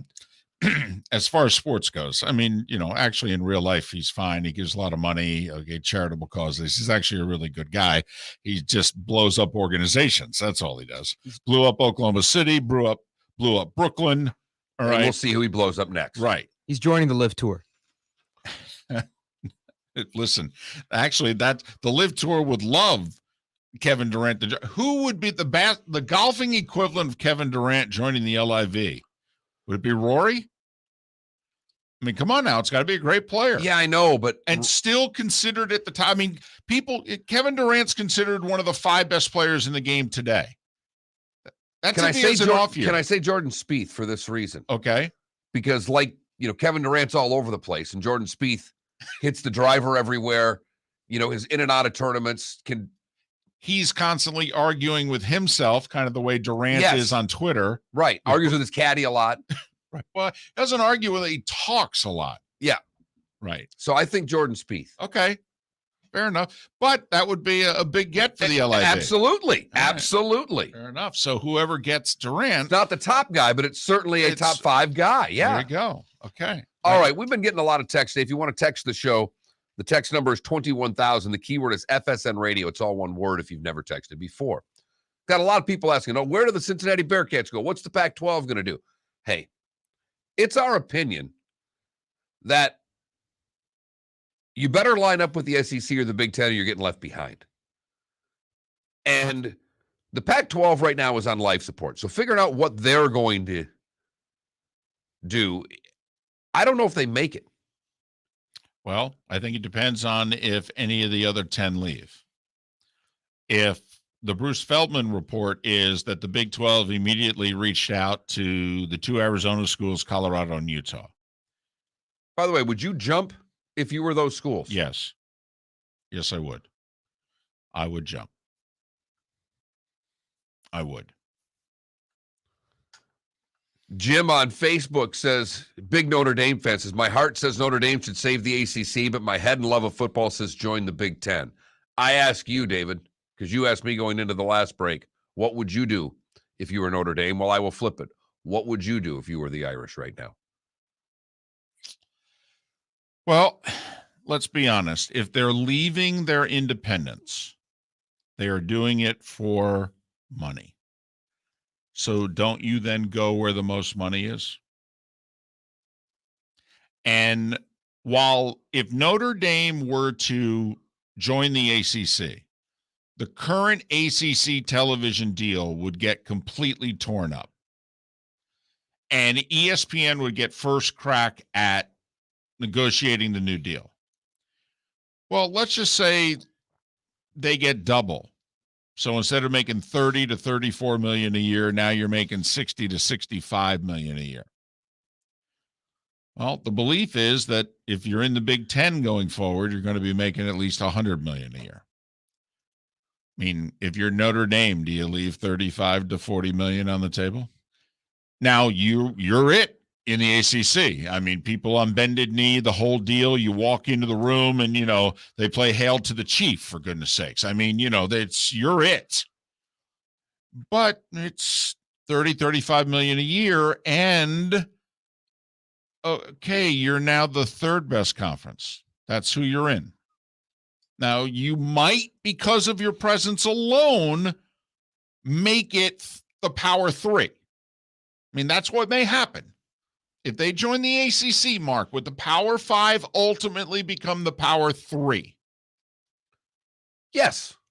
I mean, the Big 12 would hope to grab what's the good part of the Pac-12, join it, and hope that the Power 5 is the Power 4, and they're number 4. But it's possible from a business standpoint that it's just the Power 3. You're still leaving 30 to 40 million annually on the table. And if what we're talking about happens in the SEC and the Big Ten with 16 teams and possibly go more, but if they sit there and say it's our semis and our finals and we're playing one another and actually break away, Notre Dame's left out. And whether they're in the ACC or not, that could still happen.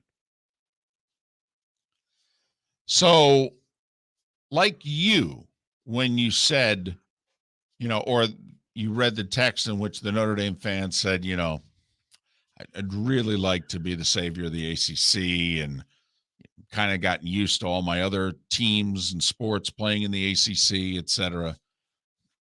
But I'm probably going to end up in the Big Ten. That would be where my vote is. I don't know if the Big Ten expands unless they can get Notre Dame. Like if they get Notre Dame, that's number 17, then I think they go, well, great. Let's go Oregon. Let's go Washington. Let's call the Carolinas. We'll go to 20 to 24. Pick a number. But if Notre Dame is still like, nah, we're good, I think the Big Ten and the SEC may look at one another and go, we'll stick at 16 for now. Miller and Moulton. What a day. Keeps rolling along on the Florida Sports Network. Golfers, are you bored of the same old driving range warm-up routine that's not getting you the results that you want on the course? Power up your golf swing by adding resistance bands to your range sessions with the Orange Whip Golf's Power Strap Kit. Featuring band attachments to your feet and hips, Power Strap resistance training will boost clubhead speed, increase power, improve flexibility, all with just a few swings. Buy a Power Strap Kit today.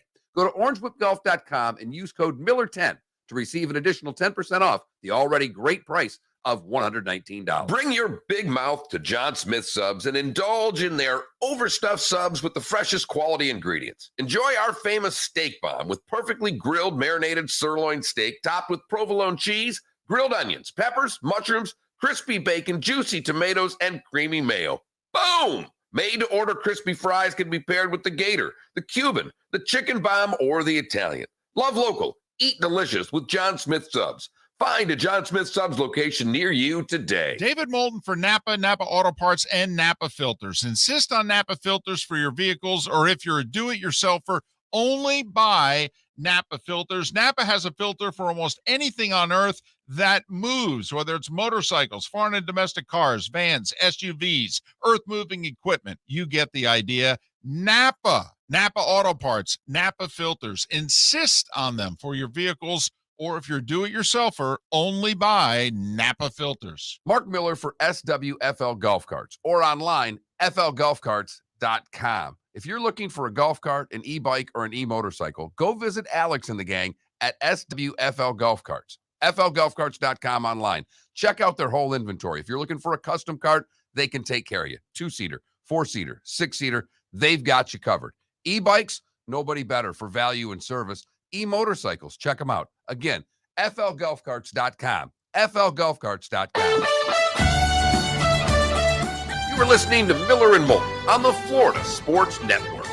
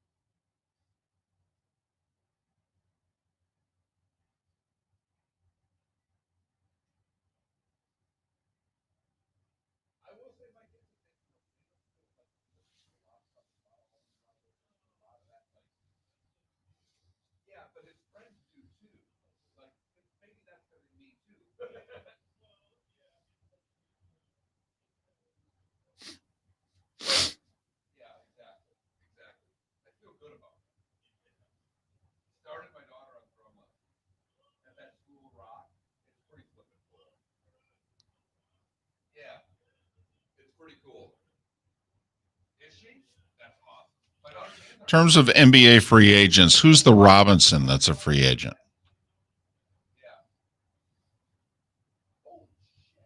What do you mean, like Duncan Robert? What? I don't know. I'm reading a tweet from John Hollinger. He's talking about top remaining free agents, and he wrote down Robinson. What Robinson is it?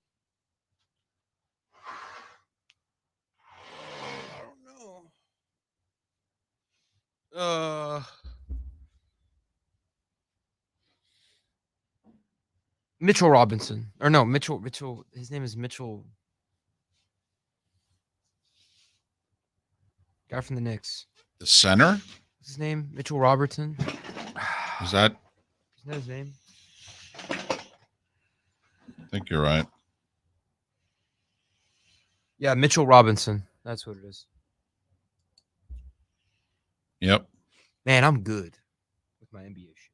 Right, because you read what Jotharian just typed on the thing. No. No, he had it just before Jotharian. He did. Try I me. was staring right at it. Try me. Oh, wow. So Tifo blew it, serving for the set. Dude, I know. He blew this. That's way off. Well, now he's got a nice lead in the tiebreaker. Come on, Francis. Come on.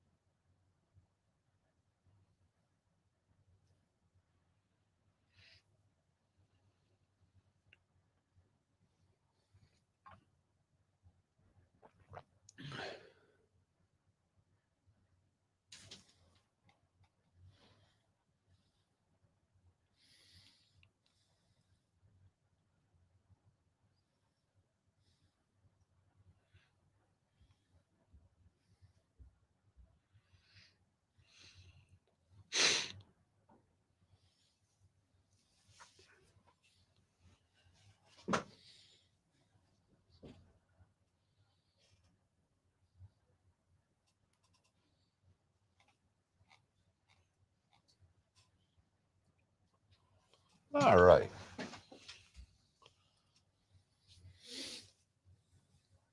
Got any more texts? Dun, dun, dun. Just one from a Heat fan who said he'll pass on Kevin Durant because he's old. Okay. He's Heat fan here. He's 6'11" and 34 years old. I'll pass. Just It's Kevin Durant. Okay. Sorry. It's KD. All right.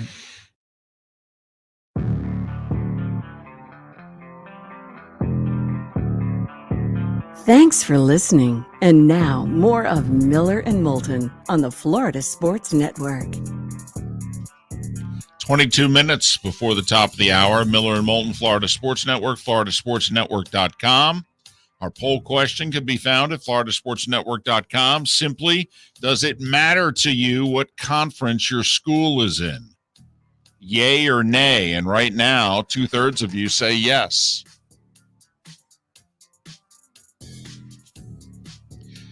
The schools don't care. Goodness knows the people running the schools don't care. But just curious if the fans care. Does it matter what conference your school is in? floridasportsnetwork.com. Can I read you what I think is a humorous tweet? John Hollinger covers the NBA. yep.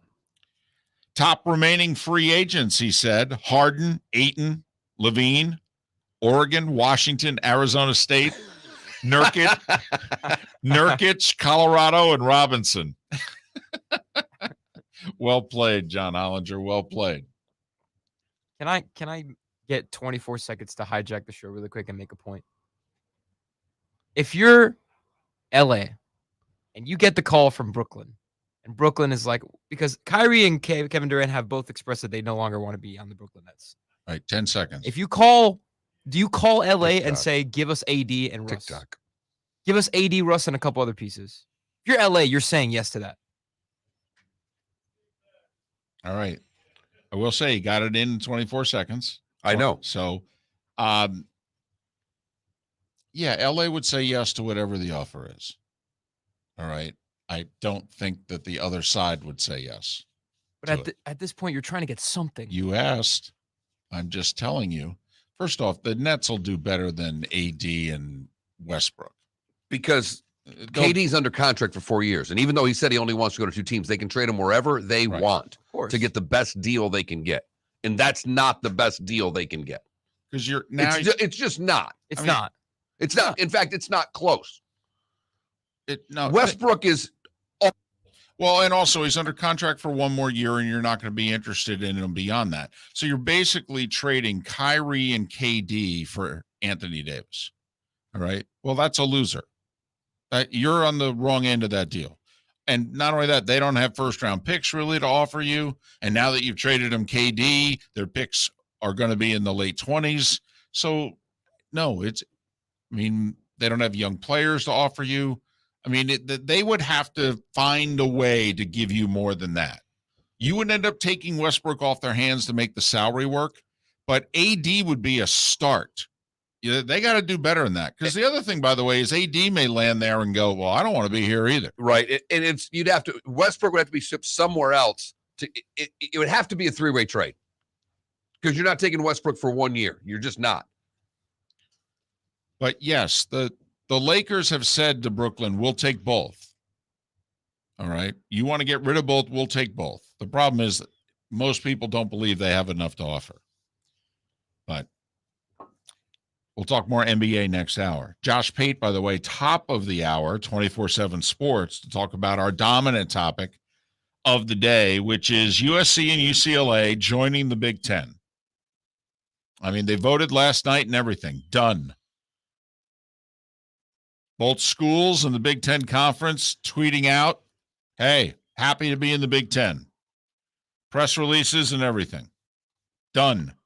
Vote was unanimous, by the way. All the Big Ten university presidents. Unanimous.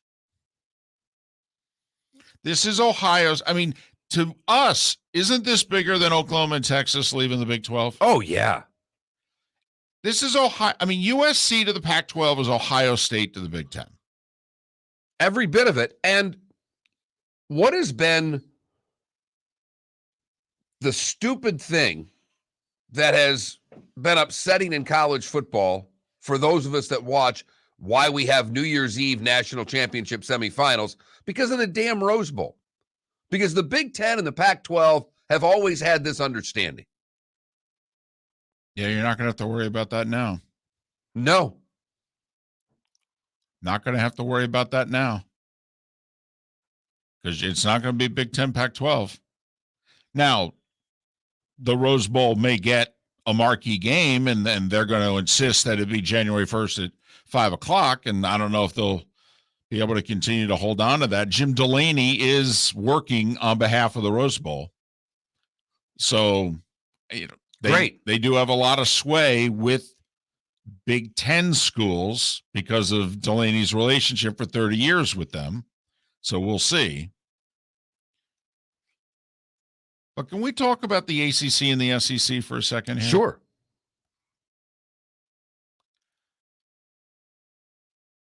How worried would you be if you're the ACC? Because you're the only one left to poach. Nobody's poaching the SEC and no one's poaching the Big Ten. Well, the Pac-12 just got poached and the Big 12 got poached. Now, the Pac-12 may get further poached, but you know what I mean. If the Big Ten and the SEC are going to go from 16 to a higher number, they're coming at you. Well, the SEC sure is. Well, and I think the Big Ten is as well. Well, they could. I mean, if you're going as far west as LA, why wouldn't you go as far south as North Carolina or Miami or wherever? It doesn't matter. And quite frankly, it's not that much further south than Maryland. I mean, it really isn't. There's only one state in between Maryland and Chapel Hill. So, no. I get it. Believe me, I do. I wonder if USC and UCLA are going to say, listen, if you're going to expand this beyond 16, and let's just take Notre Dame off the table for a second. We'd kind of prefer you bring Oregon and Washington in. It would help us out a lot. We got 24 sports. I mean, the closest road trip we have is 1,400 miles. I mean, could you throw us a couple of bones here? Bring in Oregon and Washington, and at least, we've got 3 road games between crosstown and, up the coast. I mean, it's a little better. I mean, it's doable, please. And I'm wondering if the Big Ten would say, okay, because, I mean, Oregon's Nike. I mean, no. That's who you're bringing in. You're bringing in Seattle and Nike. David, you're not going 2 more teams, though. Okay, if you're expanding beyond 16, let's not stop at 18, because it's not stopping at 18. If you're going from 16 to a bigger number, it's either 20 or 24. It just is. Okay. So, okay, we're going to take Oregon and Washington for the Pac-12 schools. Possibly. But Possibly. even if that happens, then who are the next two? Well, I think it's Duke and Carolina. Now, I do think the interesting possibility is Missouri. And I know I've said that before, but I'm telling you, Missouri would rather be in the Big Ten. And I don't know how married to Missouri the SEC is either. Especially if the SEC goes, well, we could replace Missouri.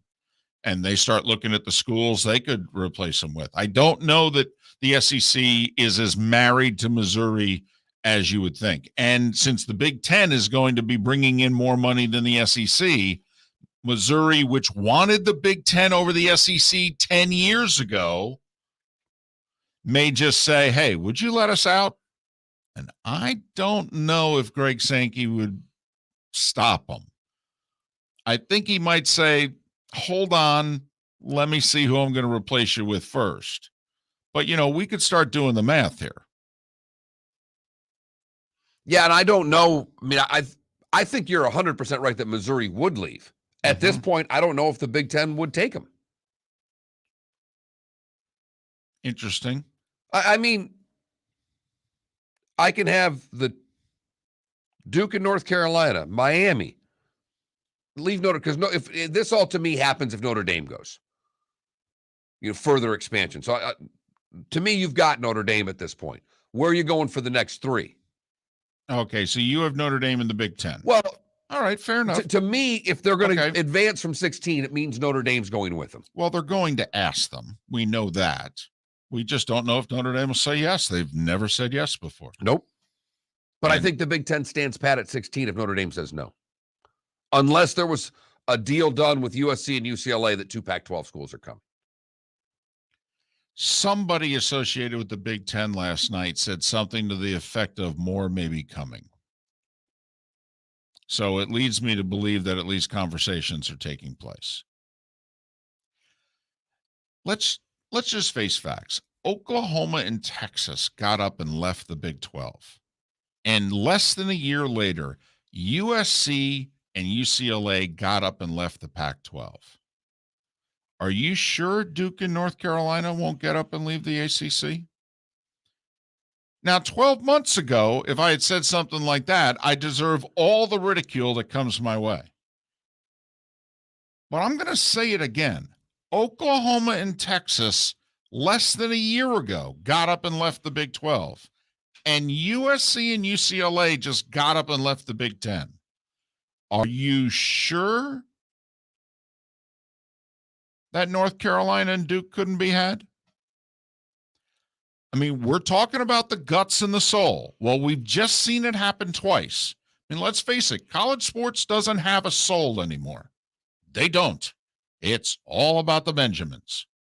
Period. End of sentence. Relationships don't matter. Nothing.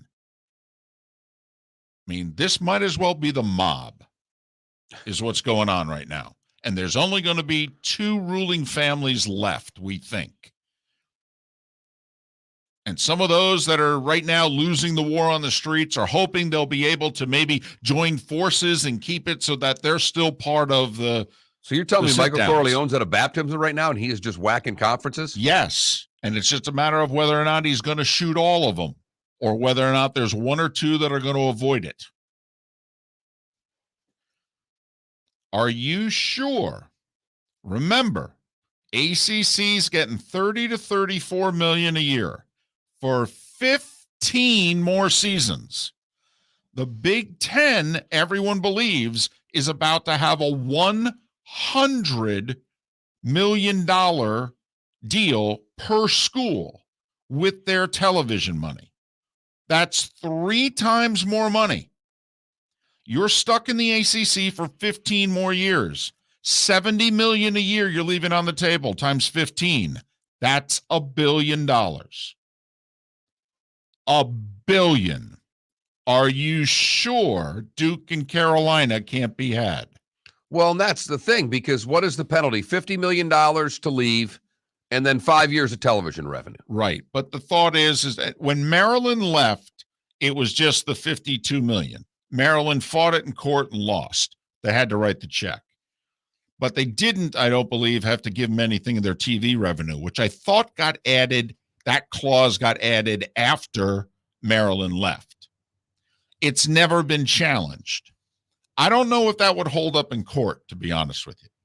But even if it did, I mean, believe me, this would be part of the negotiations. I mean, the Big Ten presidents and Warren, the commissioner, would know, and there would have to be some make good for these schools. They can't just leave and not get any television revenue. And by the way, if you were wondering why the Big Ten TV deal wasn't done already, we now know. Yeah, right. Right. I guess they were close to signatures, and then the Big Ten said, hold on, we may have an addition.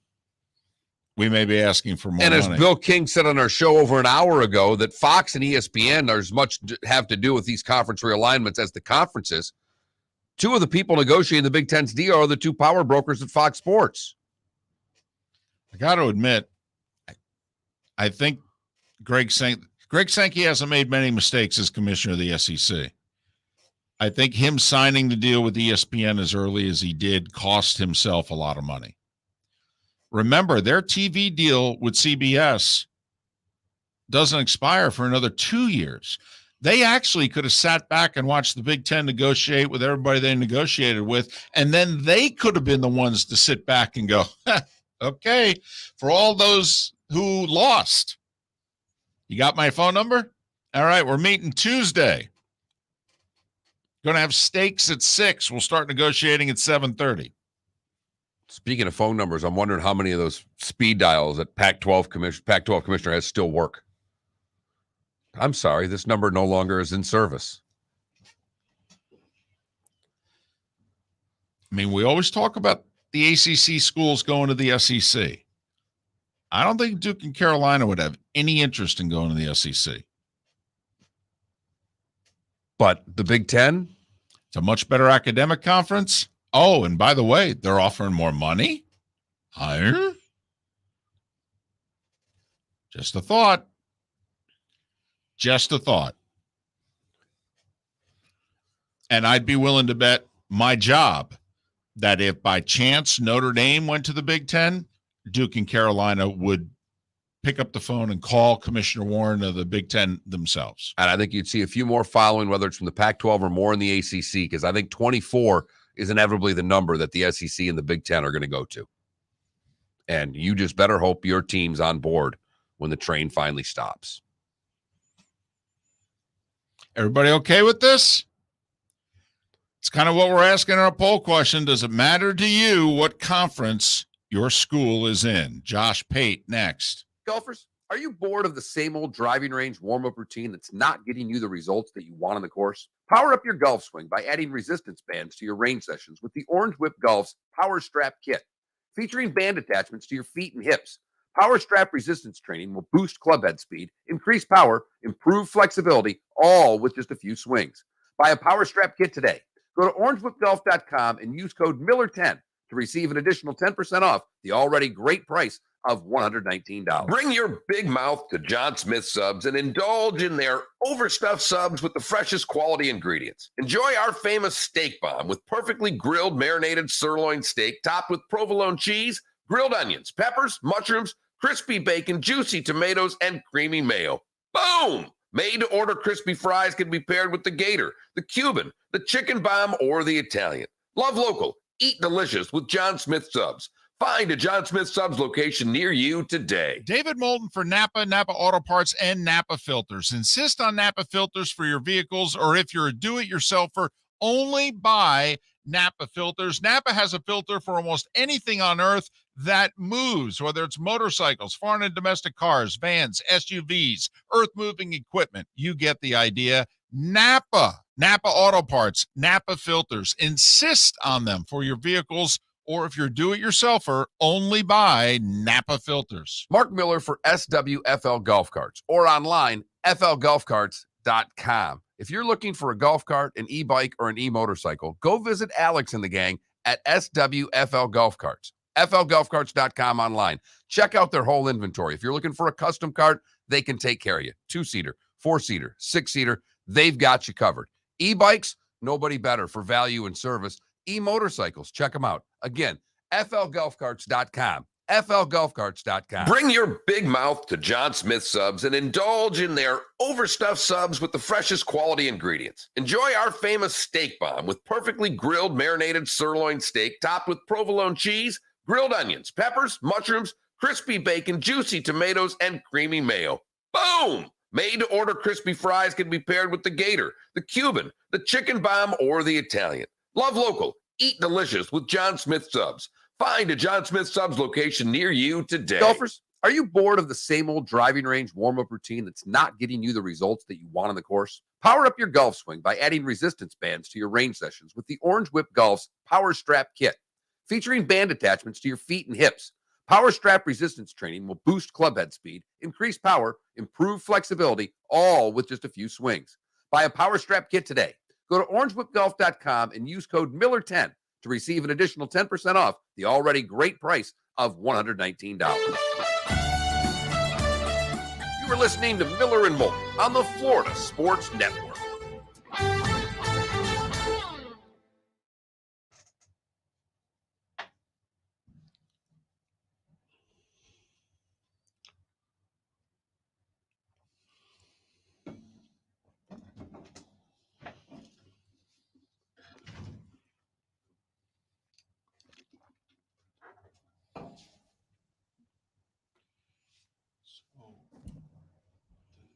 These events help us in the mornings or evenings. Help. I thought so too. Because we'd bring a perspective that they've not heard up there. If we were doing that in Duke in North Carolina, people be shitting their pants.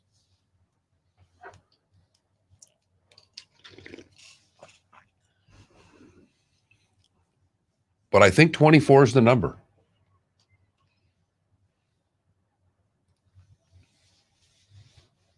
Hops, Chase Elliott is where they align themselves.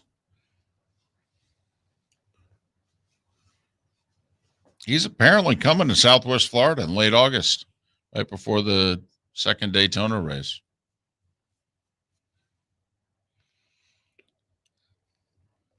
Not that the 22 seed matters, but he just went down in straight sets.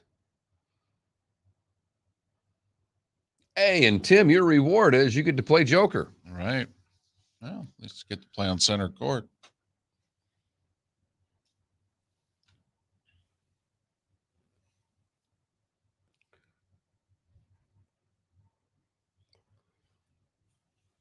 Oh, wow.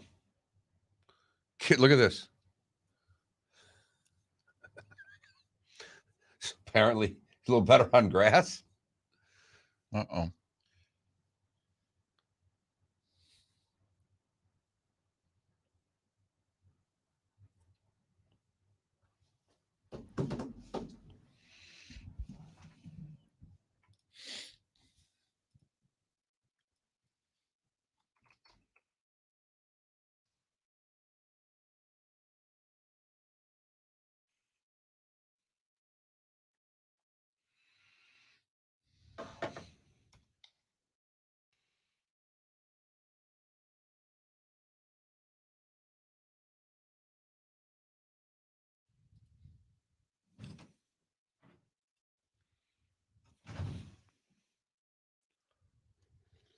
Come on, Francis.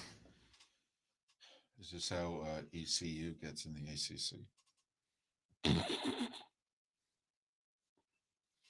Does this put more pressure on Miami to win the ACC now? No. I don't know that that's relevant to the conversation. It's so, Well, this is all done at such a higher level. But what I'm saying is if these two conferences are just becoming more like lone powerhouses, you got to win the freaking B tier division or conference at least. But it's not a once. B tier division right now. The ACC? I mean, you're still 2 years before these jumps happen. That's true. It's still Power 5.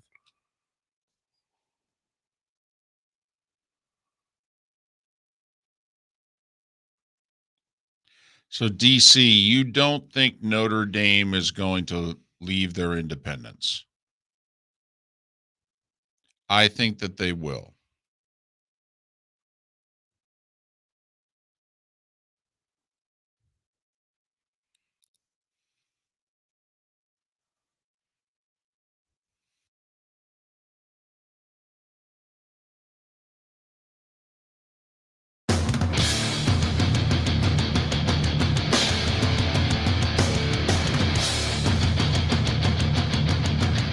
You are listening to Miller and Moulton, exclusively on the Florida Sports Network. And now here's Mark Miller and David Moulton. It is the third and final hour of Miller and Moulton in Tampa, St. Pete, Port Charlotte, and Venice, and Lake City and surrounding areas. Halfway home for those of you in the 239. Miller and Moulton, Florida Sports Network, floridasportsnetwork.com. Our poll question, which you can find at floridasportsnetwork.com, is: does it matter to you what conference your school is in? Yay or nay? The yays are winning. Goodness knows the power that be in college sports. Don't care at all. Josh Pate covers college sports for 24/7 Sports. He's also host of the Late Kick podcast.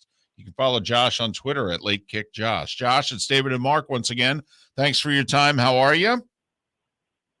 I'm just kind of grabbing onto the bedpost as the earth continues to shake beneath my very feet. But other than that, we're good. How are you guys doing? We're doing great. And obviously, the dominant story today, the Big Ten getting USC and UCLA on a surprise scale from 1 to 1 billion. It was 1 billion for us. One, how surprised were you? And two, just how impressed are you that, 2 years in a row, we've been able to keep Oklahoma and Texas under wraps. We've been able to keep USC and UCLA under wraps. I mean, this doesn't happen anymore. The fact that they were able to pull this off without anybody really knowing is as shocking as the move to me. Well, that's a good point because that's where my mind went. I'm in LA.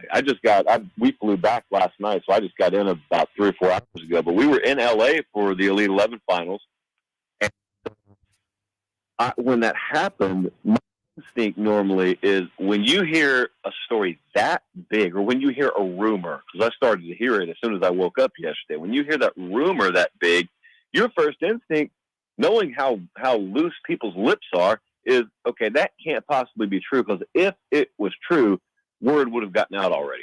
And yet, just like last year with OU and Texas, yeah, it was true. But then you start doing a little digging, and then you start listening to, after the report comes out, people's reactions.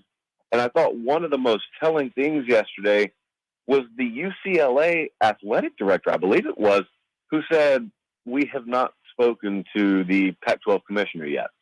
What that tells you is that's how tight they wanted to keep it. And that's how adamant they were at keeping the in-the-know crowd very, very small.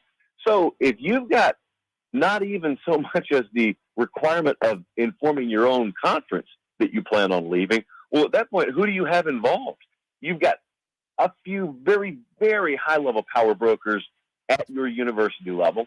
You don't even have TV partners, because as soon as this happened yesterday, word came out that Apple TV wanted to re-enter the bidding war for the Big Ten media deal. So very, very, very small amounts of people knew this. They were intentional about that for obvious reasons. But even having said that, yeah, I was blown away 2 years in a row that a story this big was kept this quiet. Is this good for college athletics? Not that it matters, but, it's kind of why we asked the poll question that we did. I mean, college sports a decade ago, we had our regions. We had our teams that fit in our regions. It made sense. And, rivals played one another. And now we're losing all of that. Does that matter? Well, it matters to me. I think it matters to most college football fans. You'll get the loud, I think it's a loud minority, but you'll get a loud minority of folks who would scream in your face, no, you're standing in the way of progress. This is the way that the sport's just got to go. Don't you want to grow the game? Don't you want to see higher TV ratings? Don't you want to see bigger profits? And I've always listened to that. And I always thought, well, first off, I thought the product was already plenty good enough. Secondly, why would anybody who's not owning a television network care about TV ratings? And why would anyone who's not seeing a dime of the revenue care about revenue in this sport? Again, this sport's never been hurting for money to begin with. Right now, you just hit the pause button and you never made another change. Everybody who's already getting wealthy off the sport would be plenty wealthy enough off the sport. That stuff's never made sense to me. People who may live in just Roanoke, Alabama, or Pembroke Pines, Florida, you're just a fan. That's what we are. That's why it's so baffling to me that sometimes your fan interest and the purity and sanctity of it is not at the forefront of judging whether something's good or bad. I don't like those kinds of changes. I don't like when I see the benefit of the relatively few being valued over the whims of the many, especially in these cases, because it's so blatantly obvious why the moves are being made. I like the territoriality in college football.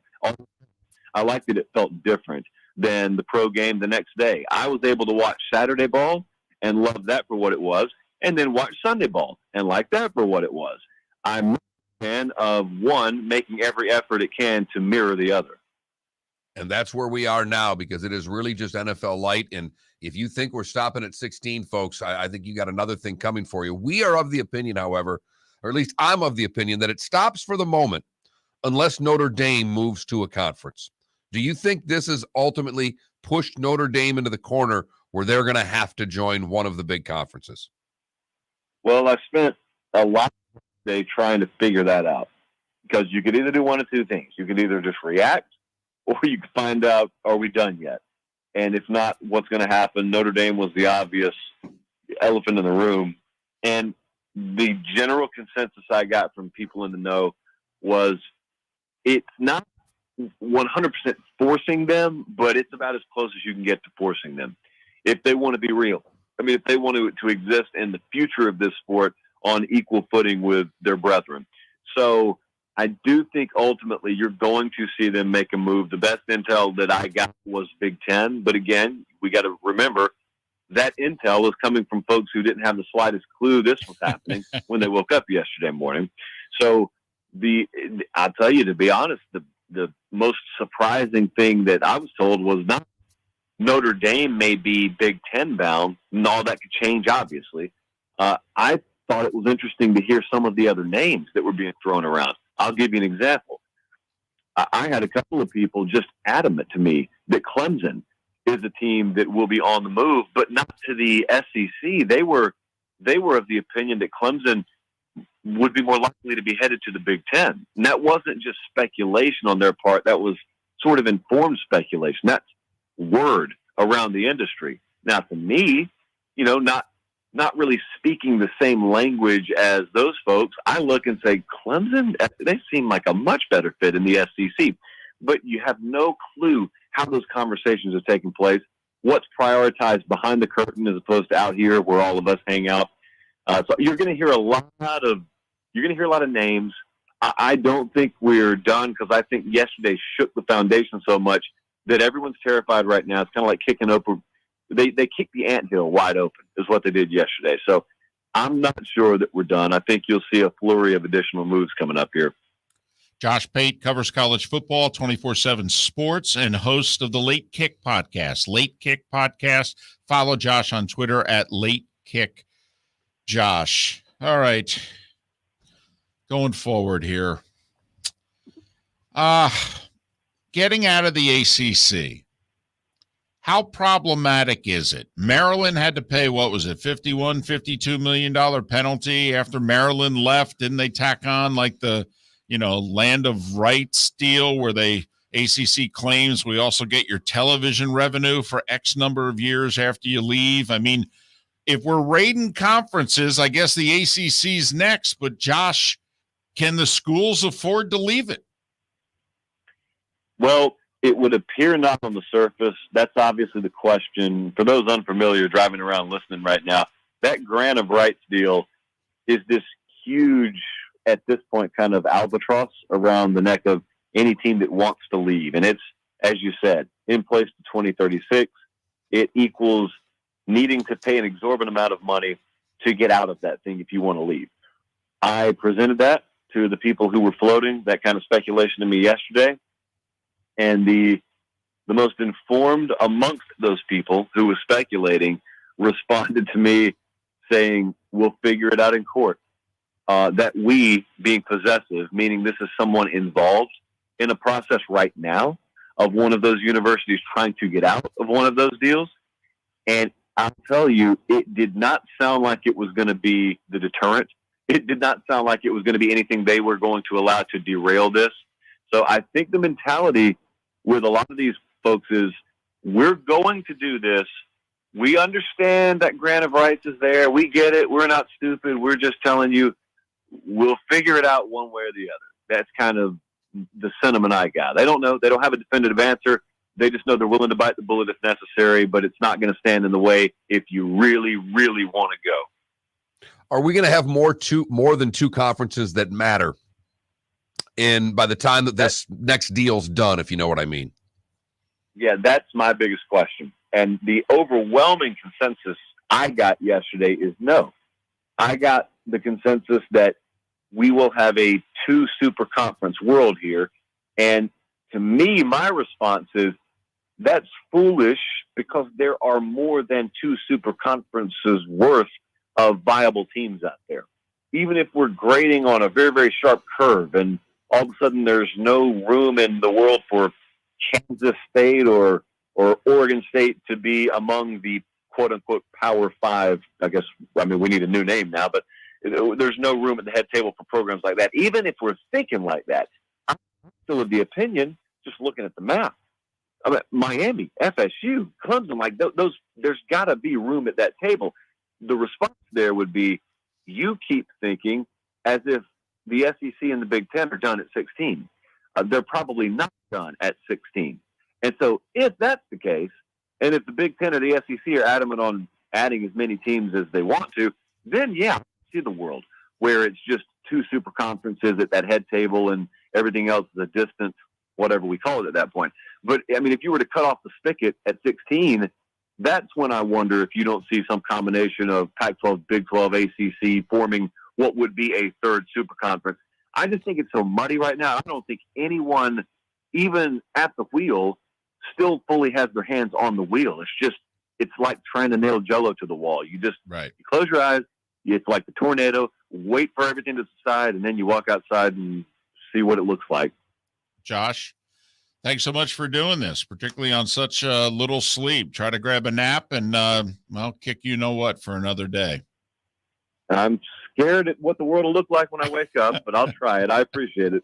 Josh Pate covers college football, 24/7 sports, and host of the Late Kick podcast. Don't know anybody that covers college sports right now, particularly football, better than Josh Pate. Follow him on Twitter at Late Kick Josh. Miller and Moulton, thanks for listening.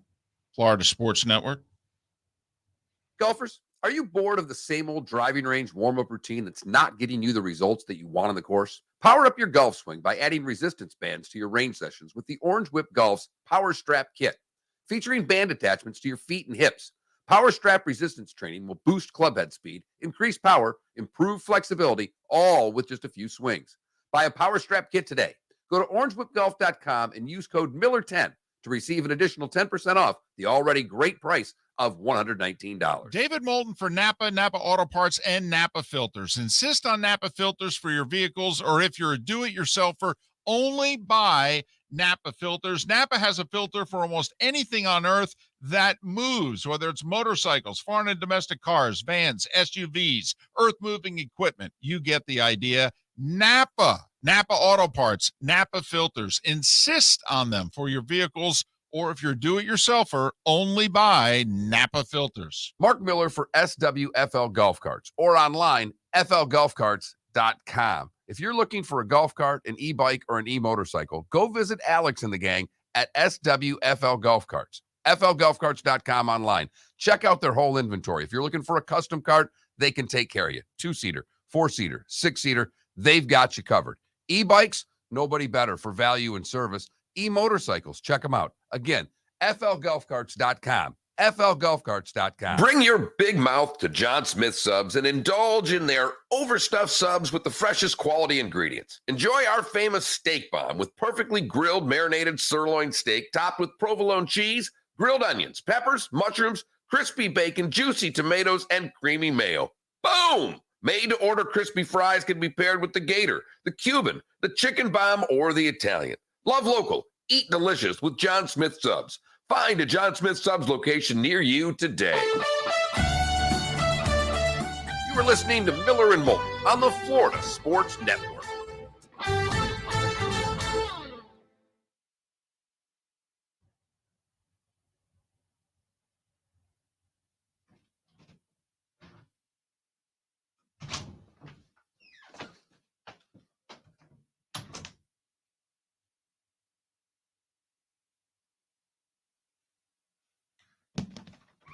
See, there he is.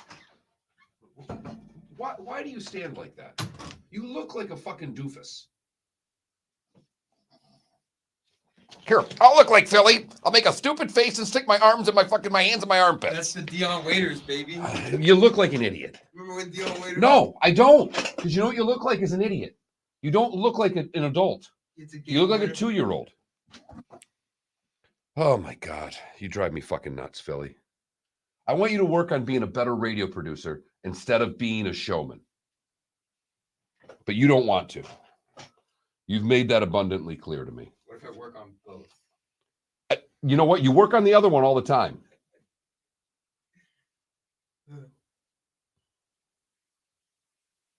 I'll turn his camera off. It's really easy. I don't even have a camera. I know. I was just about to turn David's off.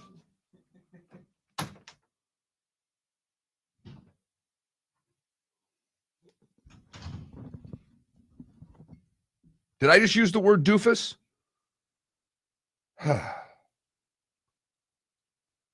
It fit.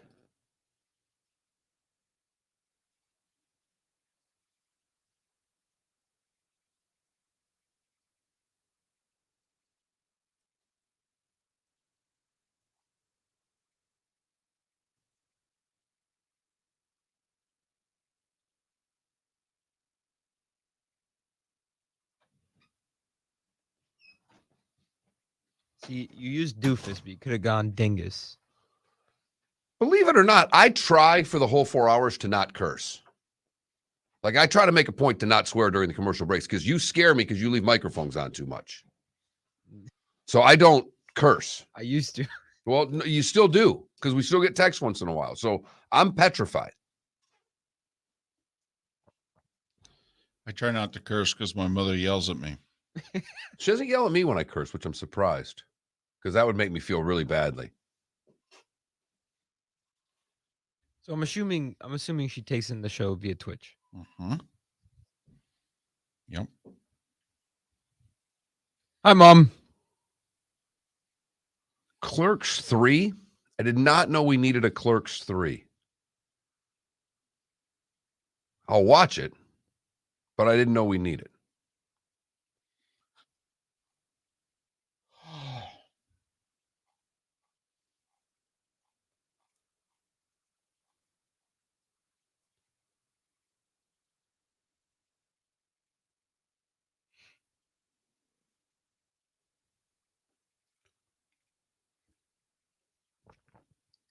Oh, that's out. This is a tight match. Oh.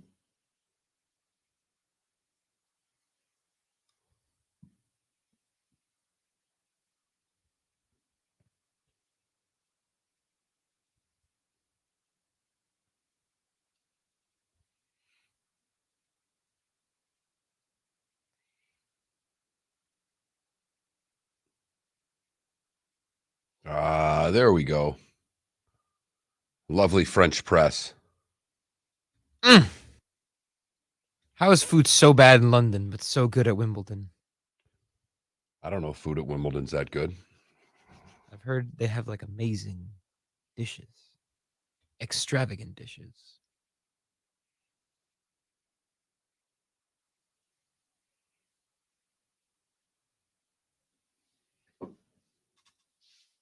Any more texts? No. Felipe's in here posing for the camera with his hands under his armpits like this, and I just gave it to him again. I said, if you worked on being a radio producer as hard as you work on posing in here, we'd be at a great spot. My buddy just texted me because he's watching on Twitch. He says, you sounded like Felipe's dad. And I said, well, he is younger than Jake, so fits. I was just trying to do the Dion Waiters, okay?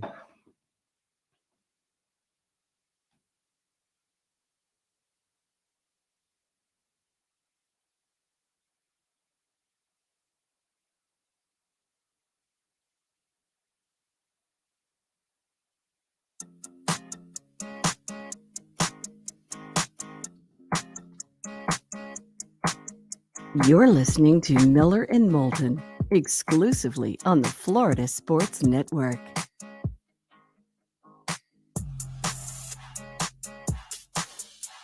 "21 after the hour. Miller and Moulton, Florida Sports Network, floridasportsnetwork.com. Thanks so much for being with us. Adam Armbrecht covers the Nets. He'll join us in a little less than 20 minutes' time. Who had a worse day yesterday, the Brooklyn Nets or the Pac-12? Ooh, Could have been a poll question. really could have been. Might go up now as a secondary one. That's a great question. Our poll question is, does it matter to you what conference your school plays its games in? Yay or nay? The yays are winning.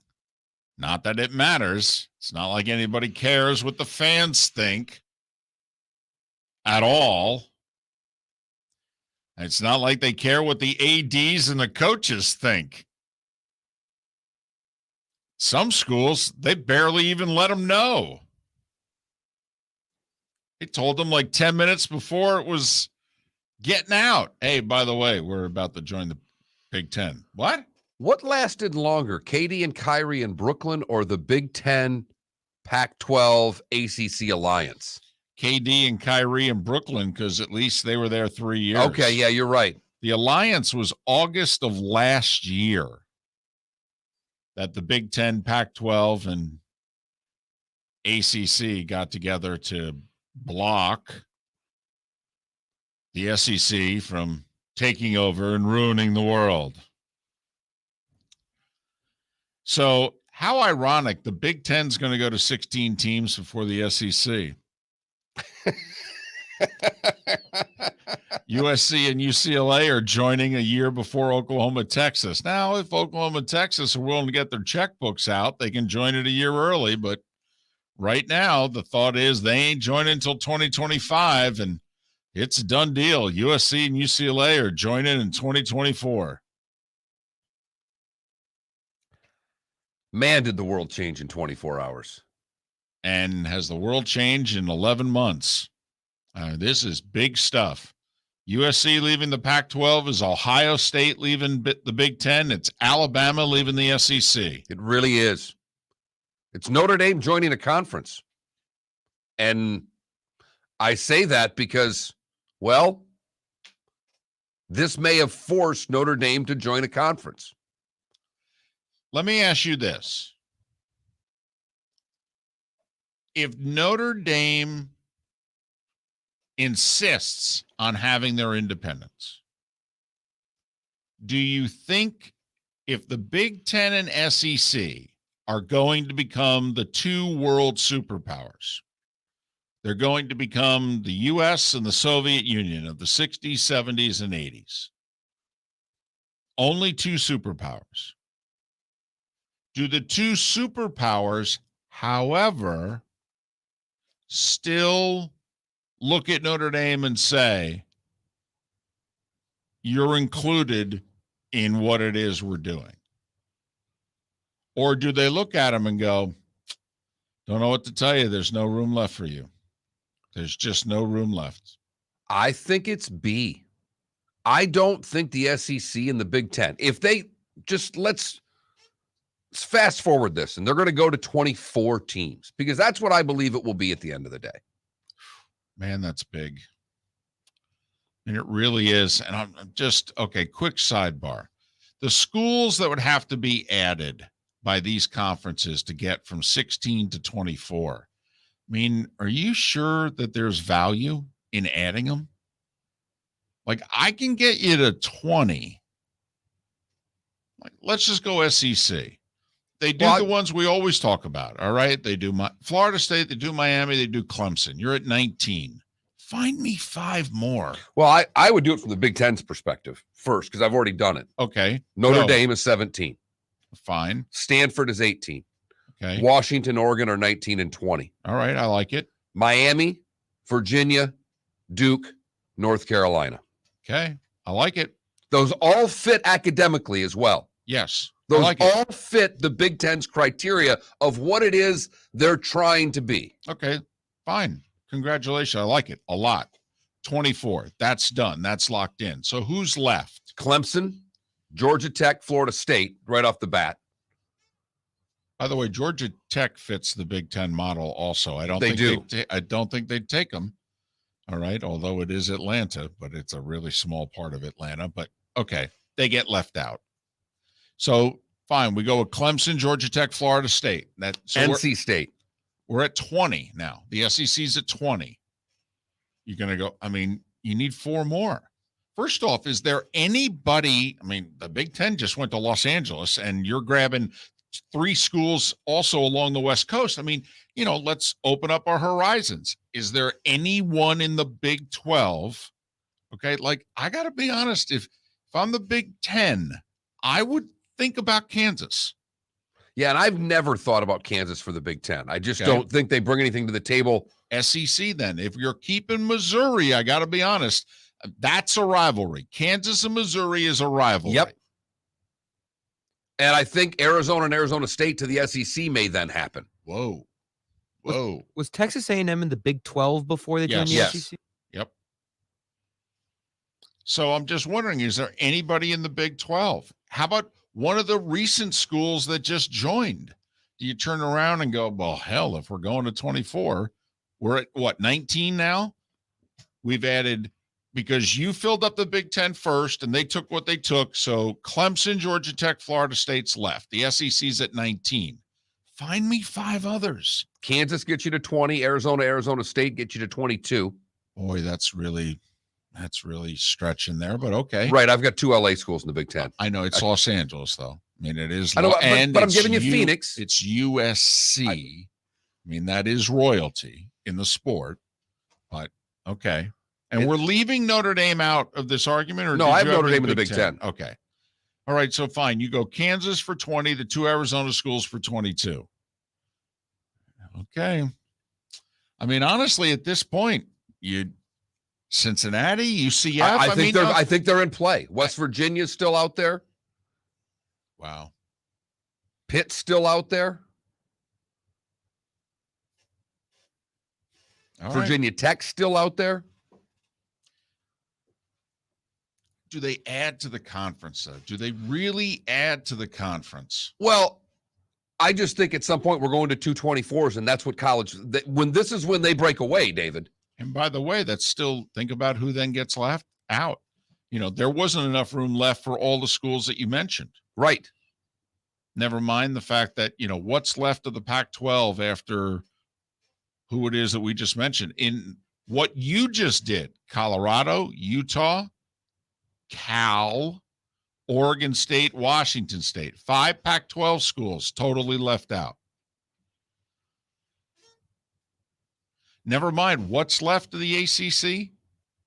You grabbed NC State for the SEC, yes, didn't you? So Wake Forest wasn't chosen. Virginia Tech wasn't chosen. We didn't have Virginia Tech in there, no. All right. We didn't do Pitt. We didn't do Syracuse. We didn't do Boston College. All right. Who else are we missing? Big 12, Iowa State, Oklahoma State, Texas Tech, Baylor, K-State. Baylor's Oklahoma State. Baylor's pretty good right now in the major sports. They're really good, actually. SEC, we should take Baylor or an Arizona school? Politically, my guess is they'd go with Arizona. Doesn't fit at all, though. Really doesn't. That's why I'm just wondering if 24 just too much. I like it. To me, it fits better for the Big Ten than it does the SEC. In terms of who they are and all that, I think it's a better fit for the Big Ten. But obviously, if one goes to a certain number, the other's going to go. Miller and Moulton. Whew. All right, we'll switch back to the other grease fire. Kevin Durant blowing up a franchise. Second time in his Hall of Fame career. Well done, KD. Golfers, are you bored of the same old driving range warm-up routine that's not getting you the results that you want on the course? Power up your golf swing by adding resistance bands to your range sessions with the Orange Whip Golf's Power Strap Kit. Featuring band attachments to your feet and hips, Power Strap resistance training will boost clubhead speed, increase power, improve flexibility, all with just a few swings. Buy a Power Strap Kit today. Go to orangewhipgolf.com and use code Miller10 to receive an additional 10% off the already great price of $119. Mark Miller for SWFL Golf Carts or online, flgolfcarts.com. If you're looking for a golf cart, an e-bike, or an e-motorcycle, go visit Alex and the gang at SWFL Golf Carts. flgolfcarts.com online. Check out their whole inventory. If you're looking for a custom cart, they can take care of you. 2-seater, 4-seater, 6-seater, they've got you covered. E-bikes, nobody better for value and service. E-motorcycles, check them out. Again, flgolfcarts.com. flgolfcarts.com. David Moulton for Napa, Napa Auto Parts, and Napa Filters. Insist on Napa filters for your vehicles, or if you're a do-it-yourselfer, only buy Napa filters. Napa has a filter for almost anything on earth that moves, whether it's motorcycles, foreign and domestic cars, vans, SUVs, earth-moving equipment. You get the idea. Napa Auto Parts, Napa filters. Insist on them for your vehicles, or if you're do-it-yourselfer, only buy Napa filters. Bring your big mouth to John Smith Subs and indulge in their overstuffed subs with the freshest quality ingredients. Enjoy our famous steak bomb with perfectly grilled marinated sirloin steak topped with provolone cheese, grilled onions, peppers, mushrooms, crispy bacon, juicy tomatoes, and creamy mayo. Boom! Made-to-order crispy fries can be paired with the Gator, the Cuban, the chicken bomb, or the Italian. Love local. Eat delicious with John Smith Subs. Find a John Smith Subs location near you today. You are listening to Miller and Moulton on the Florida Sports Network.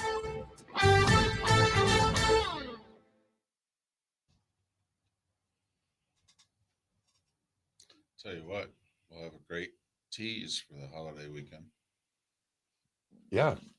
Who's left the SEC and Big Ten over the weekend? We'll report on Tuesday. Hope you had a great,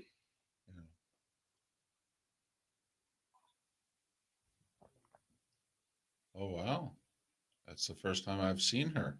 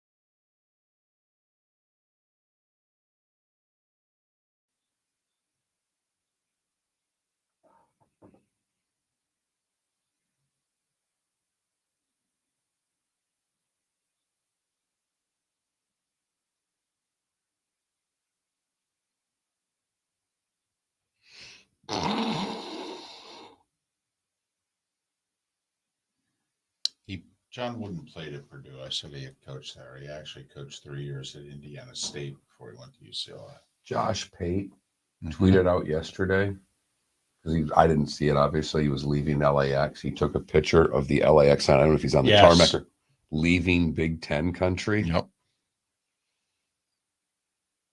Yeah, Dratharian saw it. Okay. Yeah, I know they want him. The guy that does mornings on DAE reported last night that the fairgrounds are now being explored as a possible site. Saw that.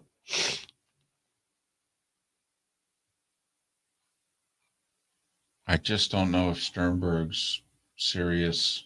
Do you think he's trying to move them? Like he's waiting this out to move them out of Tampa? I think he thinks the longer he draws this out, the closer it gets to a deadline, and he'll get them to pay more Than Because, 50%. they're only offering 50-50 basically. And he has no interest in shelling out that kind of money.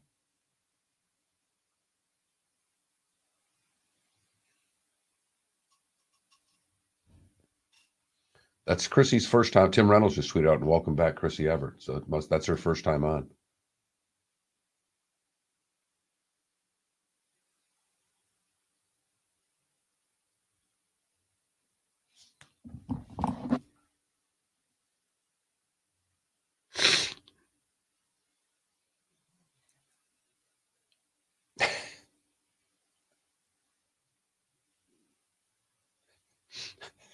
Tom Fernelli. Remember that time San Diego State and Boise State were going to join the Big East? And we were like, you can't join the Big East, dummies. You're in the West. We were so young, so naive. Yep.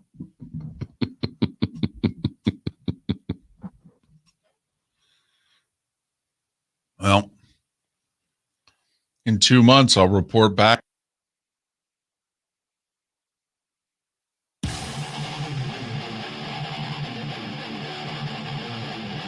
You're listening to Miller and Moulton, exclusively on the Florida Sports Network.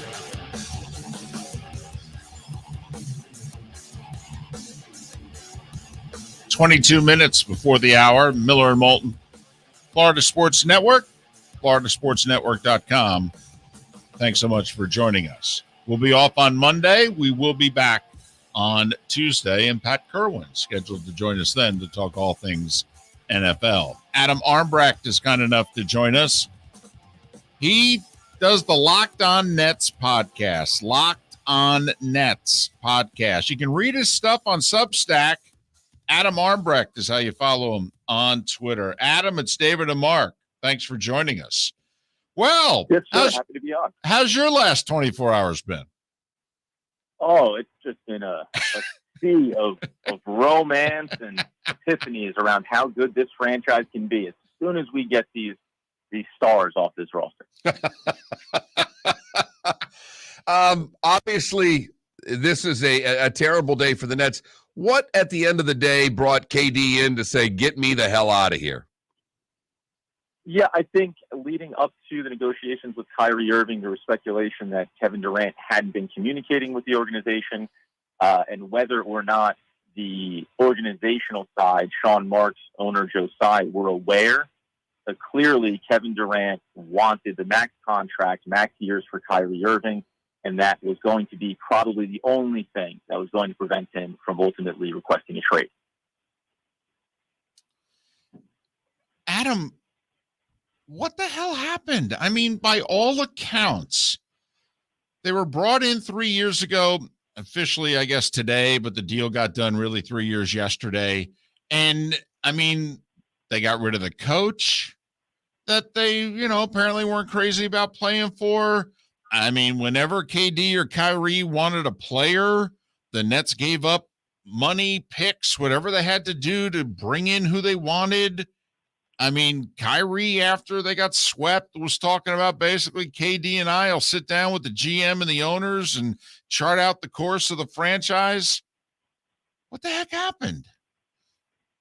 This is the age of player empowerment, right? Now, not every franchise has to do this. Some are on better footing when they enter into talks like this or enter into the possibility of signing players like this. But the Brooklyn Nets spent 3-4 years prior to signing Kyrie Irving and ultimately Kevin Durant, building up the fun word that everyone likes to use, the culture of the organization, flipping contracts, creating a viable destination for superstar talent. And at the same time, clearly Kevin Durant and Kyrie Irving ultimately had in their minds that by signing them, you were also signing over ownership of the franchise, ownership of the decision-making process. And listen, there's blame to go around on all sides. In the last 3+ seasons, everything that could have gone wrong went wrong. You have injuries, right? You have an unprecedented pandemic. And I don't even mean just injuries to the stars. Joe Harris goes down. That changes the trajectory of this team. You have the team decide, well, we need to go out and get a third star because there's some concerns around health or the commitment of Kyrie Irving. You get James Harden, you give up all of your draft capital. You give up a young center in Jared Allen. When that falls through and he wants to leave, you make a trade for a depreciated asset in Ben Simmons. And you still have to look and see that your future is completely stripped of all its value as well. So how long ago the writing was on the wall, that's hard to say. But I don't know if relatively quickly after these contracts were signed, maybe both sides ultimately felt like this could have been a mistake. And everything after that was Kevin Durant and Kyrie Irving pushing in one direction and the organization trying to pull them back in another. All right, Kyrie's obviously going to be gone next, but if they are able to deal KD and they deal Kyrie, how many years was the franchise set back in the last 24 hours? Well, that all depends, because the one thing that the Brooklyn Nets as an organization cannot afford to do is be bad. I mentioned trading for James Harden and giving up all of those draft picks to the Houston Rockets. In doing so, you don't have this timeline where you say, we'll trade Kevin Durant for draft capital, and then we'll go back into rebuild mode. They don't have the pieces to do that. And any team that you trade Kevin Durant to or Kyrie Irving to, they're going to be good. So you're not going to look down the road over the next 2, 3, and 4 years and say, we have high first-round picks. You're going to be at the back end of those. So they need to find a way, as important as getting draft capital, is going to be getting back players that can keep them competitive, keep them in the conversation for the back end of the Eastern Conference playoffs. That's step number one. As far as championship odds and being in contention for that, you are half a decade away possibly from resetting the perception of your franchise. Because remember, the NBA and sports in general, the players are a fraternity. So players in the NBA now look at the Brooklyn Nets, especially the highest level of players, as potentially being a destination you want to stay away from. Kyrie Irving, still well respected and liked among the players. Kevin Durant has an incredible reputation among the players. So the, again, culture piece is going to be important to rebuild. But where they trade these players and what they get back in return from a player replacement standpoint is going to be the first step in trying to rebuild this. Adam Armbrecht. It's the Locked On Nets podcast, Locked On Nets, and you can read his work on Substack. Follow Adam on Twitter at Adam Armbrecht. All right. Do they have to move Simmons to get what it is they want back for Durant? It's our understanding Simmons' classification. You can't get another player of his classification, a.k.a. Bam Adebayo, if you were to do a deal with the Heat. And obviously there are a couple of other teams who have players who fall into the same classification. Do you think, Adam, this means that they're going to end up to get as much as possible for their retool on the fly, that they're also going to have to somehow, some way move Simmons? It's a tricky part. I don't know if you go to Miami, does Miami want to give up Adebayo? And that's the fascinating thing about it, too, is wherever you're trading Kevin Durant to, well, they're bringing him in to win a championship, right? The Phoenix Suns have been talked about it as well. And when you start to hear DeAndre Ayton, and you're talking about Cam Johnson, and you're talking about another player, right? You start to add in all these assets, and then you turn around and you look at that roster and say, well, it's going to be really good, but now we're going to fall into the boat of bringing in low-cost veteran players, and that has been an NBA model that, as we saw by watching the NBA Finals this season, it seems like that is the old methodology to this.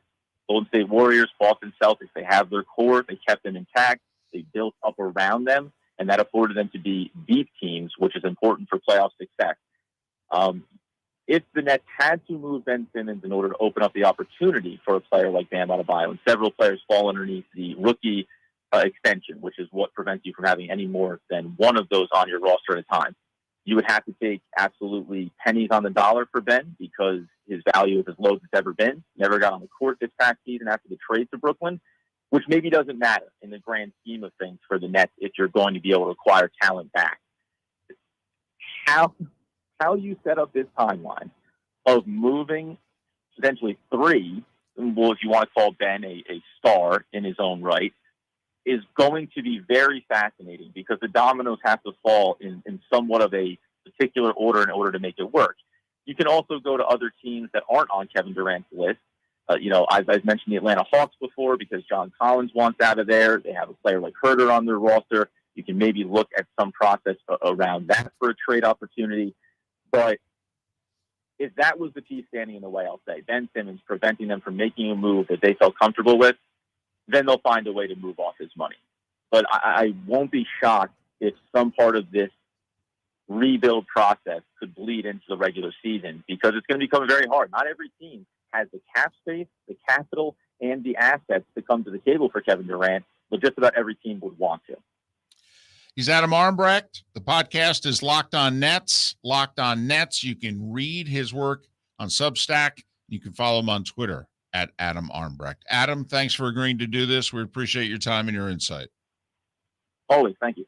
Adam Armbrecht, kind enough to join us here on Miller and Moulton.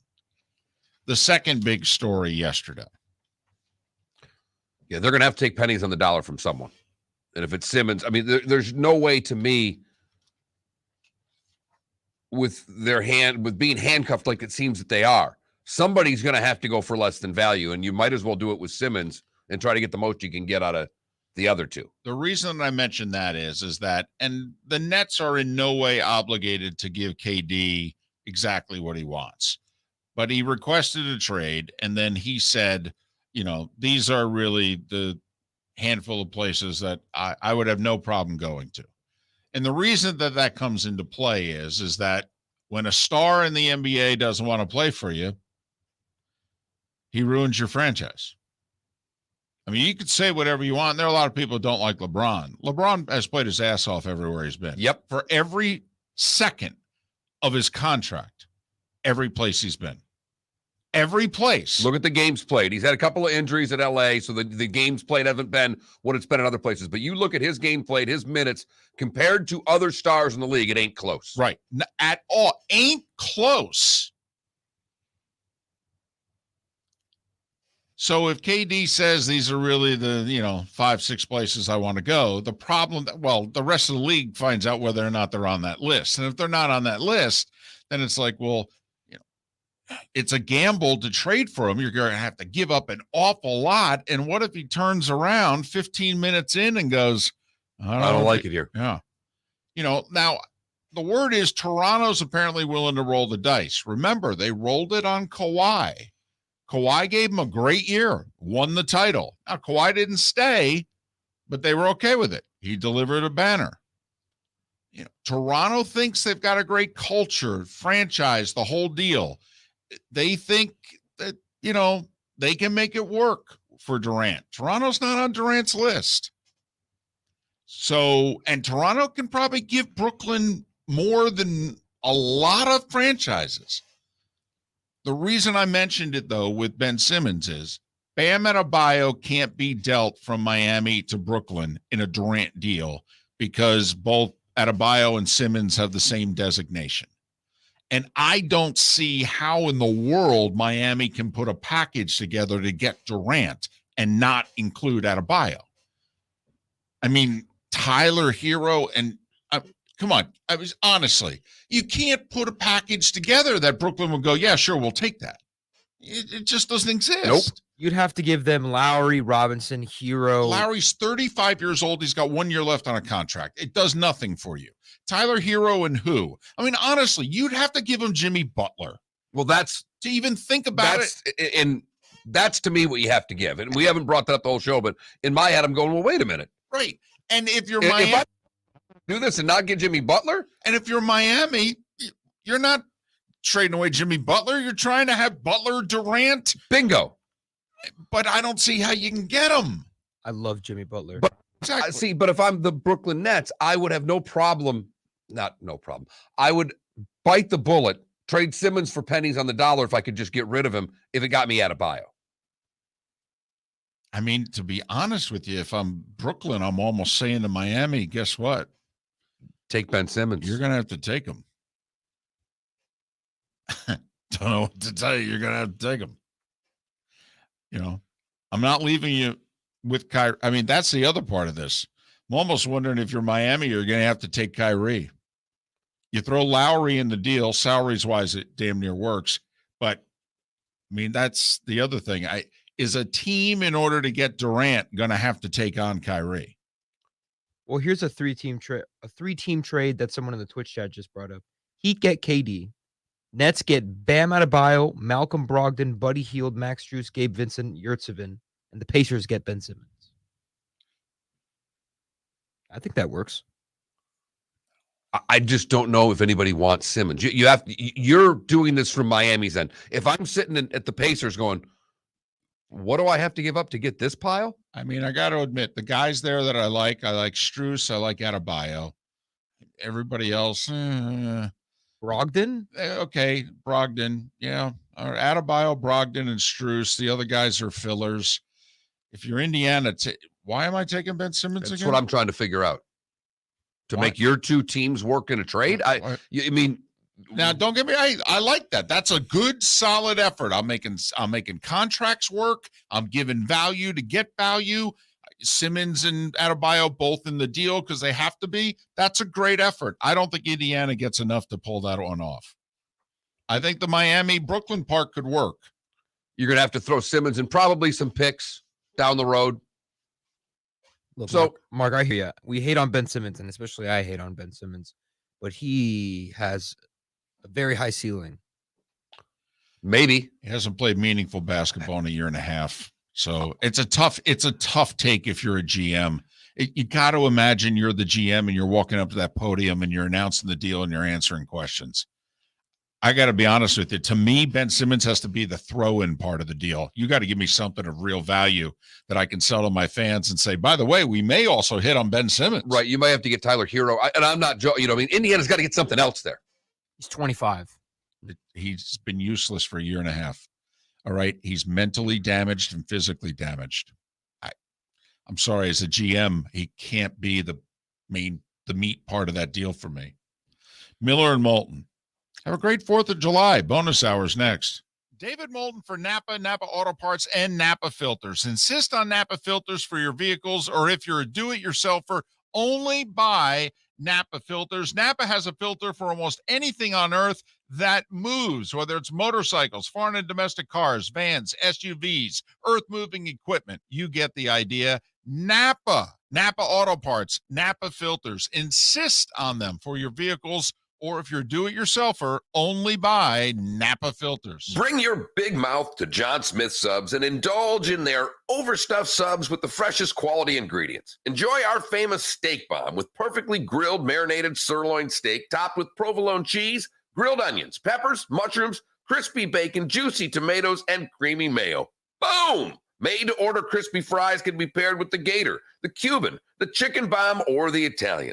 Love local. Eat delicious with John Smith Subs.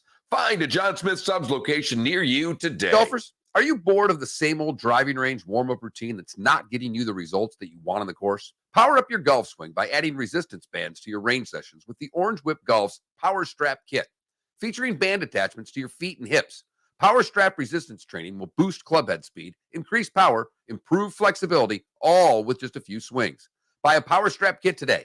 Go to orangewhipgolf.com and use code Miller10 to receive an additional 10% off the already great price of $119. Mark Miller for SWFL Golf Carts, or online, flgolfcarts.com. If you're looking for a golf cart, an e-bike, or an e-motorcycle, go visit Alex and the gang at SWFL Golf Carts. flgolfcarts.com online. Check out their whole inventory. If you're looking for a custom cart, they can take care of you. 2-seater, 4-seater, 6-seater, they've got you covered. E-bikes, nobody better for value and service. E-motorcycles, check them out. Again, flgolfcarts.com. FLGolfCarts.com. Golfers, are you bored of the same old driving range warm-up routine that's not getting you the results that you want on the course? Power up your golf swing by adding resistance bands to your range sessions with the Orange Whip Golf's Power Strap Kit. Featuring band attachments to your feet and hips, Power Strap resistance training will boost clubhead speed, increase power, improve flexibility, all with just a few swings. Buy a Power Strap Kit today. Go to orangewhipgolf.com and use code Miller10 to receive an additional 10% off the already great price of $119. Bring your big mouth to John Smith Subs and indulge in their overstuffed subs with the freshest quality ingredients. Enjoy our famous steak bomb with perfectly grilled marinated sirloin steak topped with provolone cheese, grilled onions, peppers, mushrooms, crispy bacon, juicy tomatoes, and creamy mayo. Boom! Made-to-order crispy fries can be paired with the Gator, the Cuban, the Chicken Bomb, or the Italian. Love local. Eat delicious with John Smith Subs. Find a John Smith Subs location near you today. You were listening to Miller and Moulton on the Florida Sports Network. Before Ben Simmons does. That was Yeah. a text. Yeah.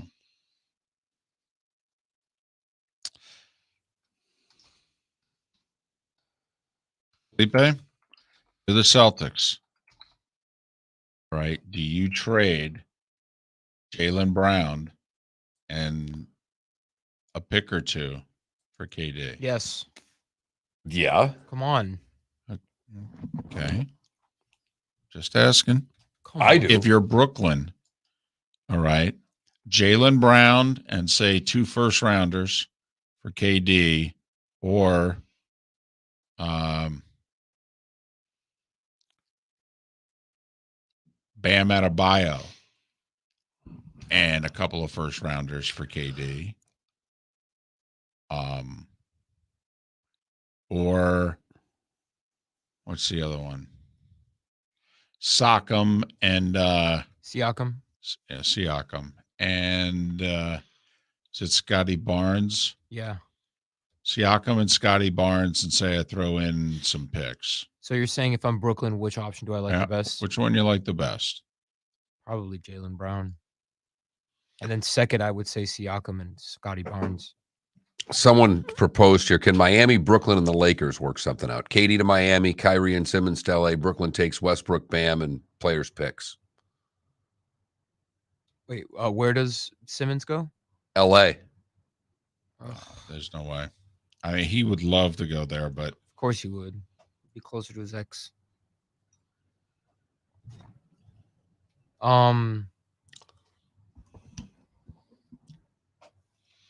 it's Simmons and who to LA?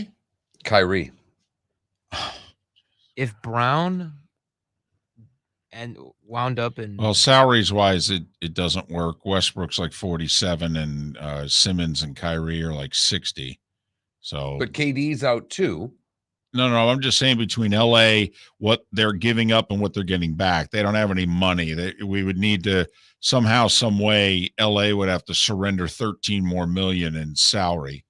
they'd have like 5 players. Well, that's why he says several other players picked, Okay. so that would be the All right. players. If Brown wound up in Brooklyn and they keep Simmons, think about it. You got the number 1 and 3 picks of the 2016 draft. I understand. Here's the thing about Simmons right now, though. You literally cannot count on him. If he comes through for you, you go, wow, we got a bonus. I think it's a risk worth taking, though. So you would do Jaylen Brown. I would do Jaylen Brown, 100%. Pair up Jaylen Brown with Ben Simmons. Pelicans nearing a 5-year rookie max extension with with Zion. Right? Saw that. Yeah. If I'm the Pelicans, I'm trading Zion to Brooklyn. For KD. Yep. Oh, yeah. What about Ingram? You trade Ingram, a couple other guys for KD. Pair up No, I'm KD with trading Zion. Really? Yeah. What has Zion done? He's had 1 good year out of 3. Okay. Listen, Zion has the potential to be a bust. Brandon Ingram's a good, solid player. McCollum's a good, solid player. I put 3 good, solid players around KD. No, and they I go to the conference finals or more. They went on a playoff run without him. Well, I say a run, but they lost in the first round. But still. Yeah, they took Phoenix to 6. Yeah. Right. Now imagine they added KD to that team. I just think that Zion has spent this whole time getting right. Getting right? And then No, the he spent this upside- whole time getting fat.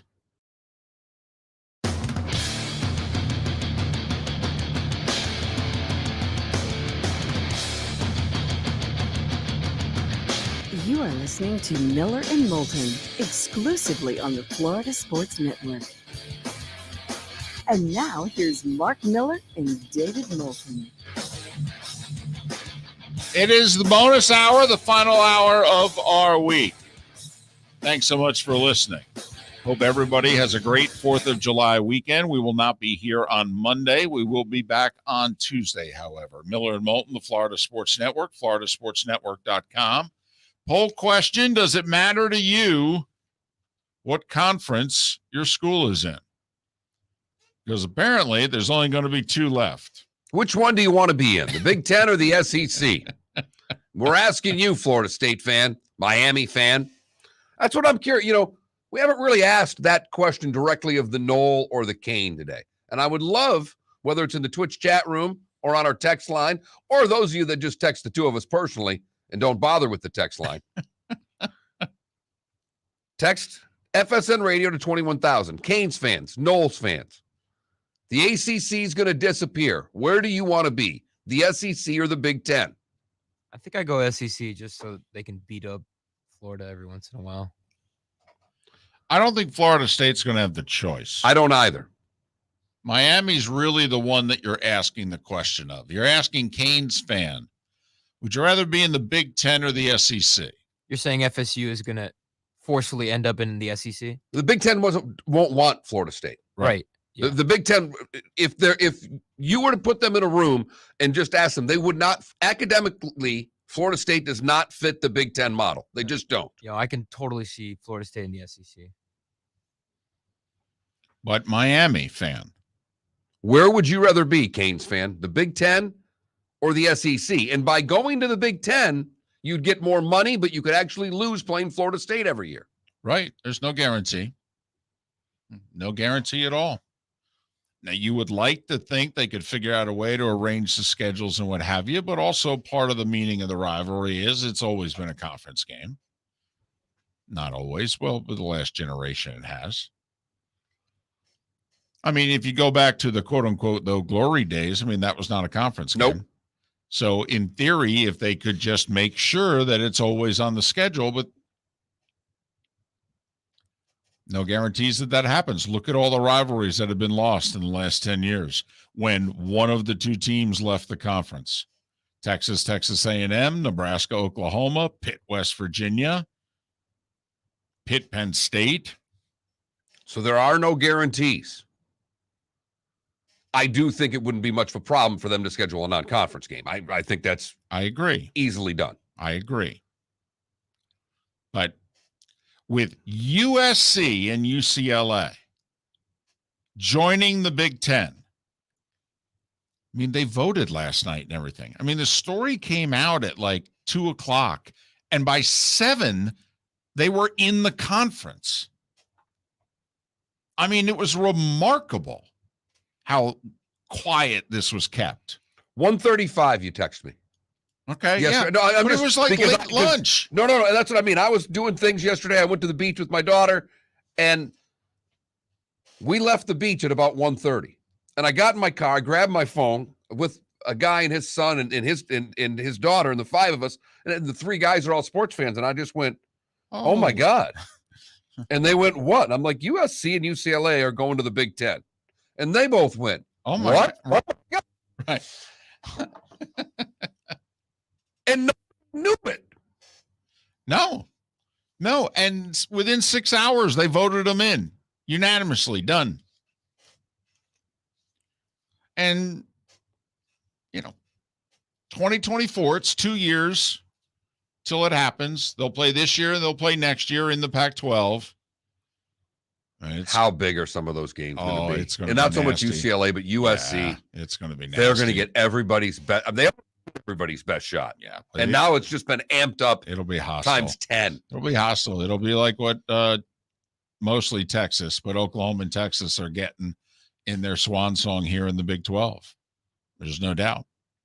And I think it might even, because the Big 12, at least for the moment, by getting Cincinnati and UCF and BYU and Houston, they've found a survival mechanism. For how long, we don't know, David. But right now, going into this season, I can't imagine anything's going to happen between now and August that saves the Pac-12.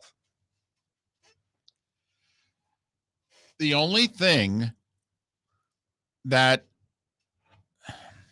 will save it is if they don't lose anybody else.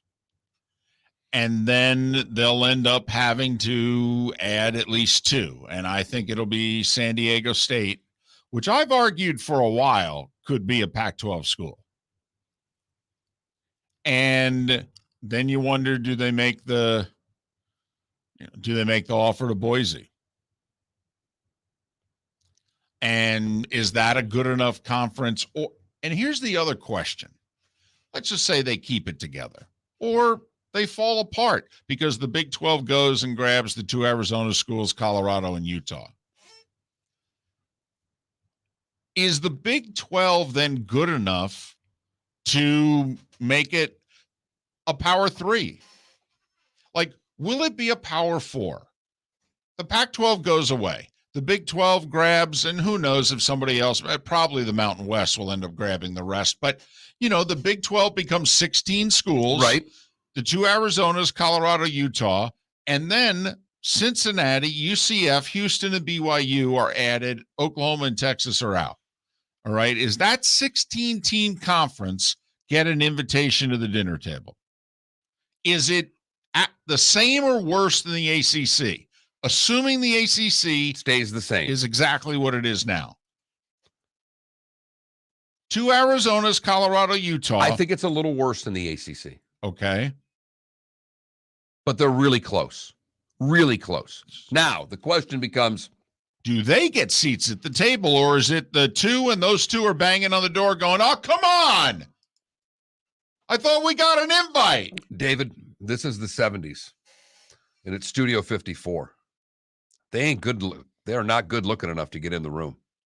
I don't think they get an invite.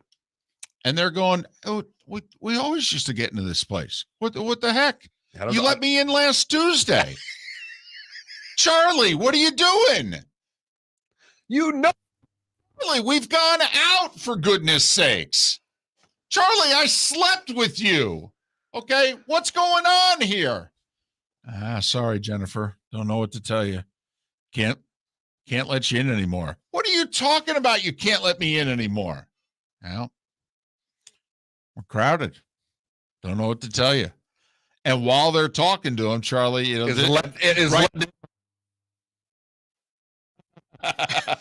clicks him on the thing, and she goes, what the heck? Sorry, can't do it. Don't know what to tell you. I don't think these conferences are doing this to allow other people to have a seat at the table, David. I think they're doing this to kick them all to the kids' table. Which goes back to Notre Dame. Now, Notre Dame joins the ACC. Well, then they get an invite at the big table. You think so? Yes. Notre Dame is the last domino. However Notre Dame decides to go forward, it could be the death nail to every other conference in college football not named the SEC and the Big Ten. And I think they go to the Big Ten. Let's put them in the ACC for a second. Is that conference equal to the other 2? With Notre Dame added to? Is it equal to? No, but it's close enough because of Notre Dame. And it does the ultimate thing that the ACC needs that you and I have been only talking about for 3 years. It opens up their television contract again. Totally. And at the end of the day, even if they don't get the $75 million that the SEC are getting or the $100+ million that the Big Ten are getting, they're going to jump from the 30s to the 60s, and that might be good enough. It should be good enough. And for those that don't know, the ACC, their TV deal goes through 2036. That's 15 more football seasons, and they're getting between 30 and 34 million a school. To give you an idea, the SEC teams are going to get 2.5 times that, and the Big Ten teams could be getting 3 times that when their media deals kick in here in the next couple of years. And so obviously when you're playing at a $60 to $70 million a year disadvantage, you would like to think that's going to hurt your athletic department's product over time. And it's ultimately why we think if Notre Dame makes the decision, it's why if I'm the ACC right now, I'm scared to death, because every decision that's been made has been made about money. It's had nothing to do with relationships or geography or schools or anything like that. So if Notre Dame's making the decision to join a conference, the ACC at first would be like, great, they've got this relationship with us. And that's when we would be in the room going, yeah, but if they're making this decision, they're making it for money. Aren't they going to go to the conference where they can get more money? And I think now with USC, if you really cornered the Notre Dame fan, they would say, go to the Big Ten. I get to play Michigan and USC again. Now, is this where Notre Dame and NBC save the ACC? Where if Notre Dame, because of them, they can get the ACC media deal doubled. And then Notre Dame can turn to NBC and go, okay, throw the money on top of it. There you go. All right, now we're talking. And then Notre Dame can say, I don't have to join the Big Ten because I'm getting close to what you're getting. I'm getting SEC money. Right. Staying in the ACC. Yeah, we're getting 50 now with the new deal for the ACC, and I get another 20 on top of it. So I'm okay. So Notre Dame / NBC is probably the only thing that can save the ACC from suffering a similar fate as the Pac-12 and the Big 12, because their TV money's... They'll be lucky to be the Big 12, though. Right. See, we think the Pac-12 is going to go away. And the Big 12 will absorb some of their teams. Their TV contracts coming up sooner than later. And the rest are going to the Mountain West, is what we think is going to happen to the Pac-12. And what you're wondering is, can the ACC keep it together and be the Big 12?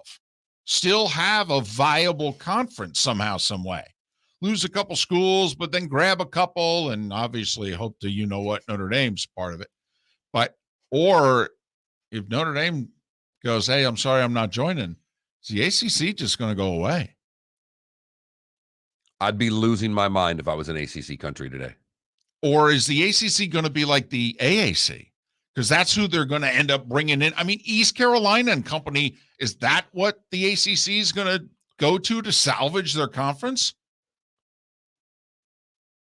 I mean, think about how scared and hammered you are if you're a power broker in the ACC right now. Miller and Moulton, scared but not yet hammered. That comes later. A 3-day weekend ahead for Miller and Moulton on the Florida Sports Network.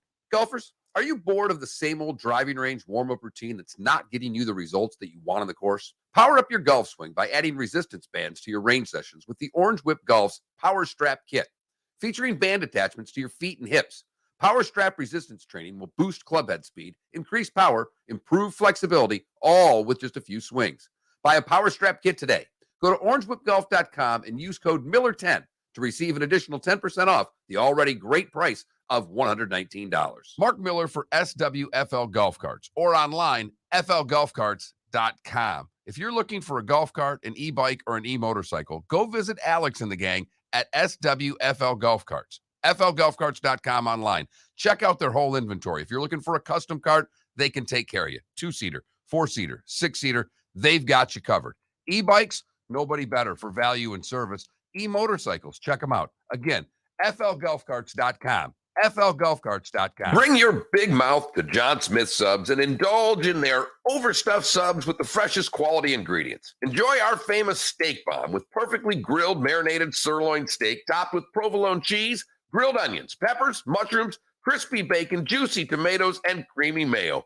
Boom! Made-to-order crispy fries can be paired with the Gator, the Cuban, the Chicken Bomb, or the Italian. Love local. Eat delicious with John Smith Subs. Find a John Smith Subs location near you today. David Moulton for Napa Auto Parts, and Napa Filters. Insist on Napa Filters for your vehicles, or if you're a do-it-yourselfer, only buy Napa filters. Napa has a filter for almost anything on earth that moves, whether it's motorcycles, foreign and domestic cars, vans, SUVs, earth-moving equipment. You get the idea. Napa Auto Parts, Napa filters. Insist on them for your vehicles, or if you're a do-it-yourselfer, only buy Napa filters. You were listening to Miller and Moulton on the Florida Sports Network.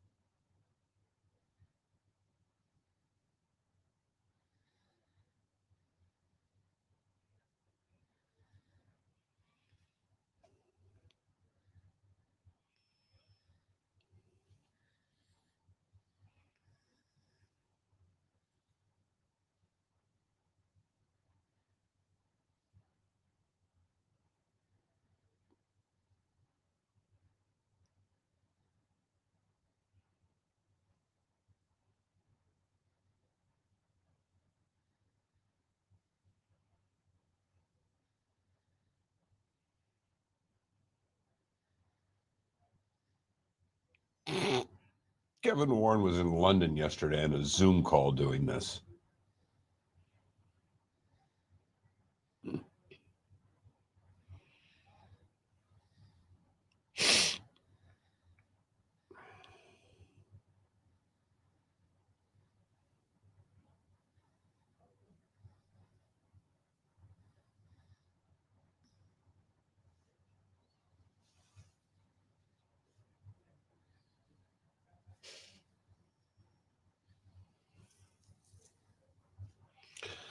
Sports Business Journal reported Thursday that Apple wanted to re-engage in media rights talk with the Big Ten after the additions. Really? Mm-hmm. Really? I didn't see this article. I don't know if she just put this out, but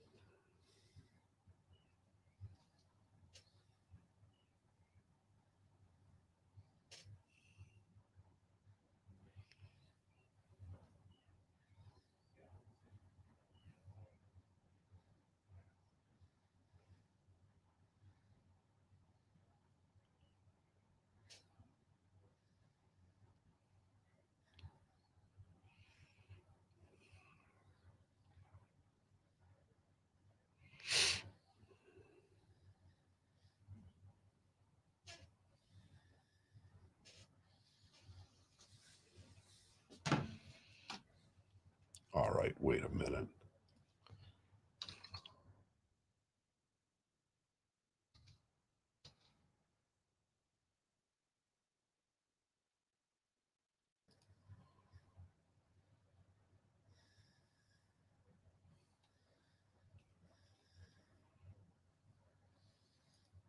Is there anything else out there we haven't talked about?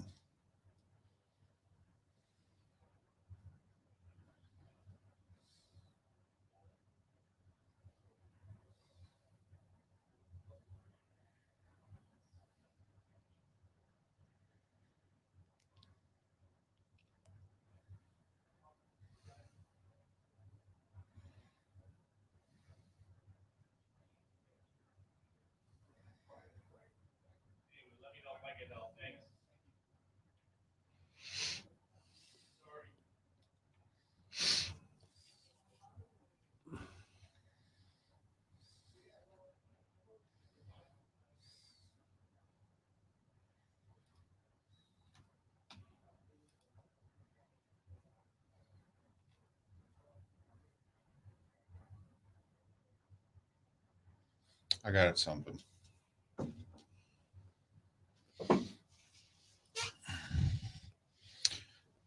You've got a text or two, right?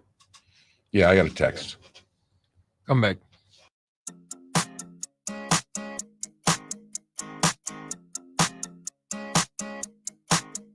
You're listening to Miller and Moulton, exclusively on the Florida Sports Network.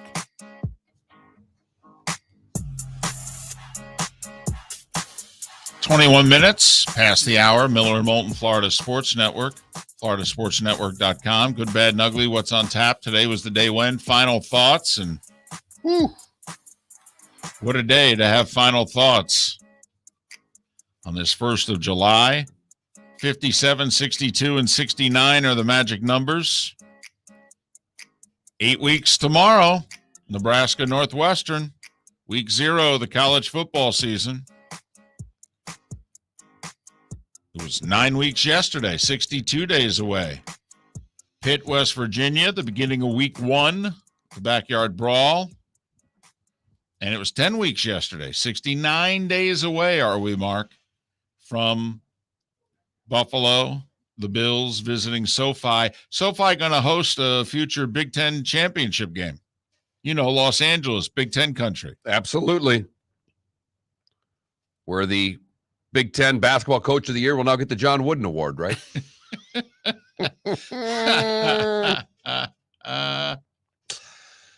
Couple of texts we got here, David.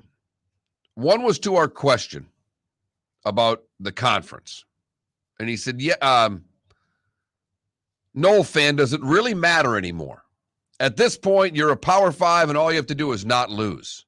Yeah, actually, to me, it matters a lot, Noel fan. Because the Power 5's about to be the Power 2. And if you're not in one of them, you're left behind. I mean, Noel fan, you're making $30 to $34 million a year in the ACC. If you don't end up in the SEC, and you're a poor ACC school to begin with. I mean, what's your future going to be? I mean, think about how good your coaches are going to have to be to compete against what it is you're going to be going up against. And we believe Canes fan, we believe that the University of Miami has a better shot to choose which conference that they would go to. The Canes move the needle a little more than the Noles do. They both move the needle a smidge, but the Canes move it a smidge more. And this move by the Big Ten of USC and UCLA fits the Big Ten narrative of what they want their schools to look like from an academic standpoint. Yeah, Miami's a better academic school, bigger television market, move the needle a smidge more. It adds up that Miami, the Big Ten would be interested in Miami. The Big Ten, in our belief, would not be interested in Florida State. So if you're Florida State, do you stay in an ACC that will be tremendously set back unless Notre Dame joins it? But that's something that's tough to count on, considering how many conferences that they join. That'd be 0. So we think it does matter, Noles fan, but it is our poll question, by the way. Does it matter to you what conference your school is in?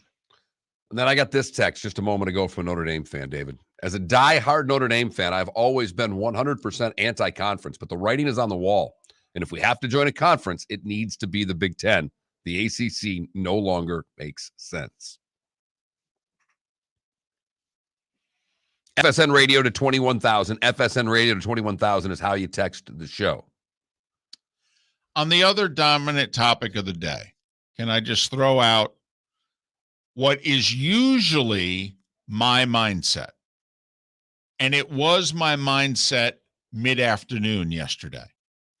But I have to admit it was tempered by the USC-UCLA news. To me, that was a bigger story. To some, the KD asking out of Brooklyn's a bigger story and how that's going to shape the power structure in the NBA and all that. Mark, how many times have I said in the past, defiantly, screw him. Don't care what he wants. He's under contract. Okay. I'm not doing anything with him. He can't go anywhere. He doesn't have hand. I've got hand. Okay. I don't care if he sits home for the next 3 years. Don't matter to me. I ain't getting rid of him. Tough. Well, I mean, you think about it. It was a year ago. He asked the Nets for the extension. It doesn't kick in until a couple of months from now. 4 years, 198 was the most money they could give him. And he wanted it. They gave it to him. 4 for 198. I mean, what if they don't trade him? Now, they don't have to be as belligerent as I would be. You know, you'd have to tackle me to say, we can't go public.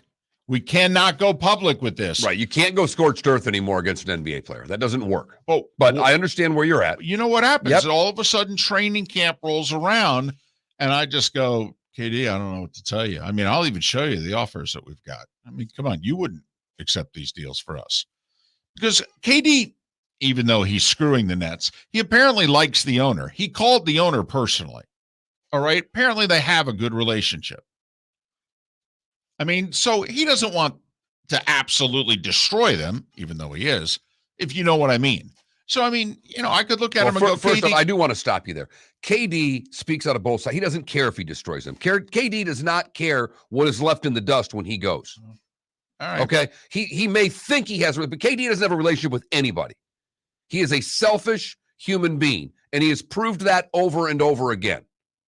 So he doesn't care what happens to the Nets. He doesn't. So, fine. But it doesn't matter to your point anyhow. What if you just say, you know what, we're not going to trade him. I mean, we'll take the calls. We'll write all the offers down, this, that, and the other thing. But you know what? What if we just kind of get this season started and just see how it goes? I mean, I could always trade him 1 month, 2 months, 3 months, 4 months into the season. You can't do anything to him financially, right? If he doesn't show up, can you suspend him? I mean, is he? Oh, well, he doesn't get paid. Okay. And listen, Kyrie is somebody that we've already seen who won't show up. KD, I think, will show up. KD wants to play. I mean, KD practices all day. He's a baller. I think he'll play. Simmons, Kyrie, KD. That's a big three right there. Well, right. I mean, that's why they put it together. Right. I mean, they thought, you know, the other thing I could look at Durant and just say, you know, Kevin, listen, I can't trade you right now. There's no offer that I'll lose my job if I accept the best offer that's on the table right now. Sorry. All right. You're going to have to play for a little while. And quite frankly, you know, you be yourself and the offers will probably improve. All right. So I got to keep you.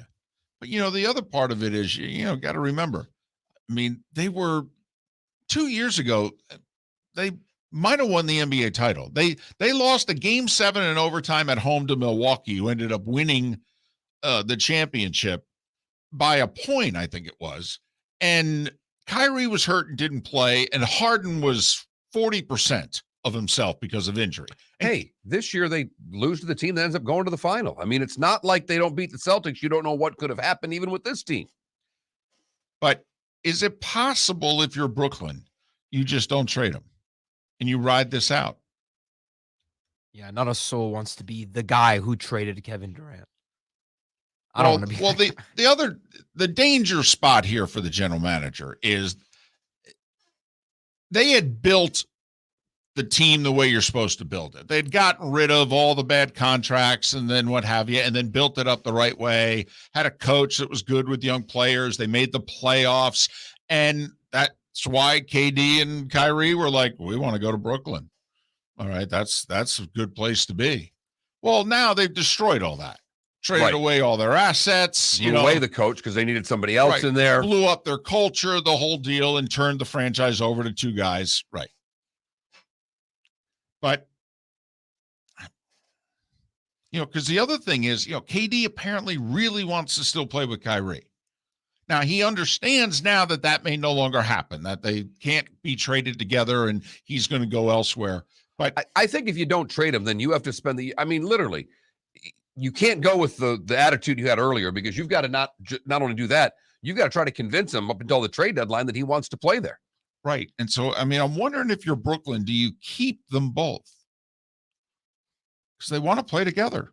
So you turn around and you look at both of them. Listen, it's not a stretch to say to Kyrie, hey, I can't trade you. You found out we gave you permission to find a trade partner. Nobody was interested.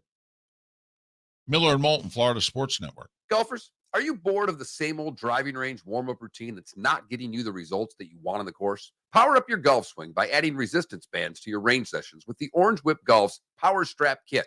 Featuring band attachments to your feet and hips, Power Strap resistance training will boost clubhead speed, increase power, improve flexibility, all with just a few swings. Buy a Power Strap Kit today. Go to orangewhipgolf.com and use code Miller10 to receive an additional 10% off the already great price of $119. David Moulton for Napa, Napa Auto Parts, and Napa Filters. Insist on Napa filters for your vehicles, or if you're a do-it-yourselfer, only buy Napa filters. Napa has a filter for almost anything on earth that moves, whether it's motorcycles, foreign and domestic cars, vans, SUVs, earth-moving equipment. You get the idea. Napa Auto Parts, Napa filters. Insist on them for your vehicles, or if you're a do-it-yourselfer, only buy Napa filters. Mark Miller for SWFL Golf Carts, or online, flgolfcarts.com. If you're looking for a golf cart, an e-bike, or an e-motorcycle, go visit Alex and the gang at SWFL Golf Carts. flgolfcarts.com online. Check out their whole inventory. If you're looking for a custom cart, they can take care of you. 2-seater, 4-seater, 6-seater, they've got you covered. E-bikes, nobody better for value and service. E-motorcycles, check them out. Again, flgolfcarts.com. flgolfcarts.com. Bring your big mouth to John Smith Subs and indulge in their overstuffed subs with the freshest quality ingredients. Enjoy our famous steak bomb with perfectly grilled marinated sirloin steak topped with provolone cheese, grilled onions, peppers, mushrooms, crispy bacon, juicy tomatoes, and creamy mayo. Boom! Made-to-order crispy fries can be paired with the Gator, the Cuban, the chicken bomb, or the Italian. Love local. Eat delicious with John Smith Subs. Find a John Smith Subs location near you today. You are listening to Miller and Moulton on the Florida Sports Network.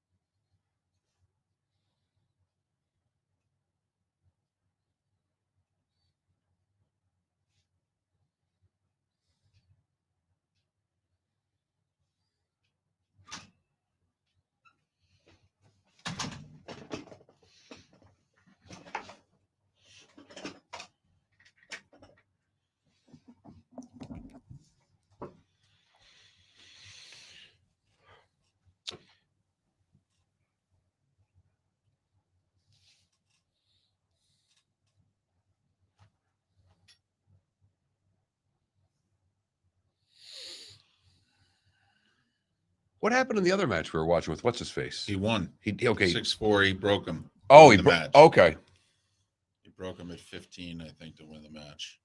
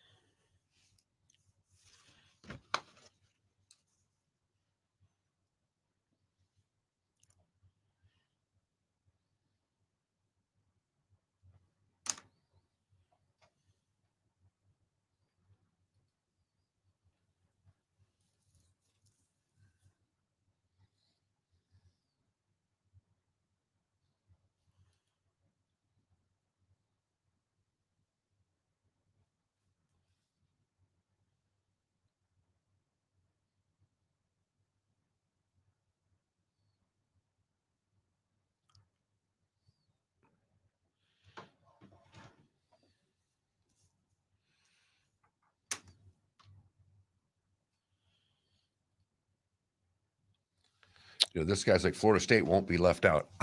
Really? Are we sure? I don't think so, but I'm not sure. Right.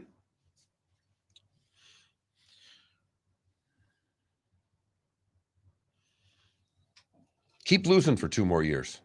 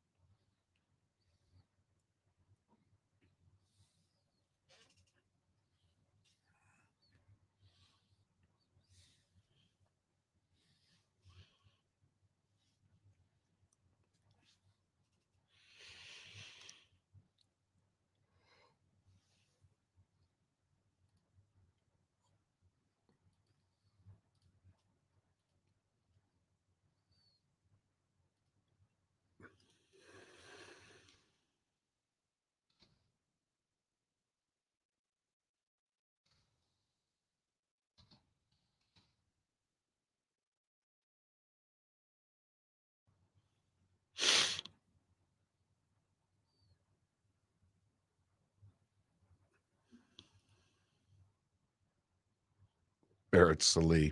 What will the two college super conferences be named? Wrong answers only. Nice.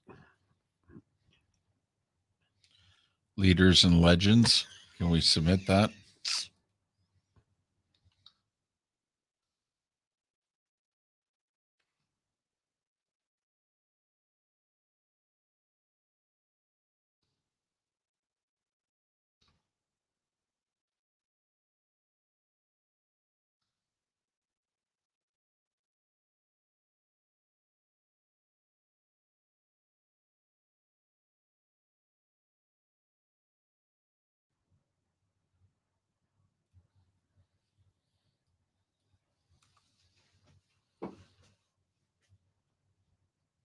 The Walmart and the Amazon. Yeah, really. Amazon and Apple. I mean, a lot of people put a lot of leaders and legends on here. The Red State Conference, the Blue State Conference. Yeah. Good point.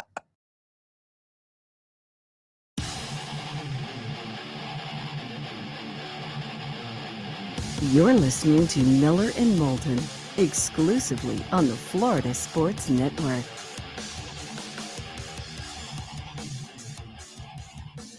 Final segment of Miller and Moulton. Thanks so much for being with us here on the Florida Sports Network, floridasportsnetwork.com.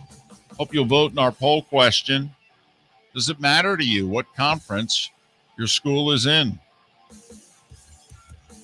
Or no, just as long as we're in what will likely just be one of the big two. Go to floridasportsnetwork.com and vote. I'm going to read something that's a little disturbing. Sorry to go here, but I think it's important. Earlier in the week, we had the Miles Bridges story.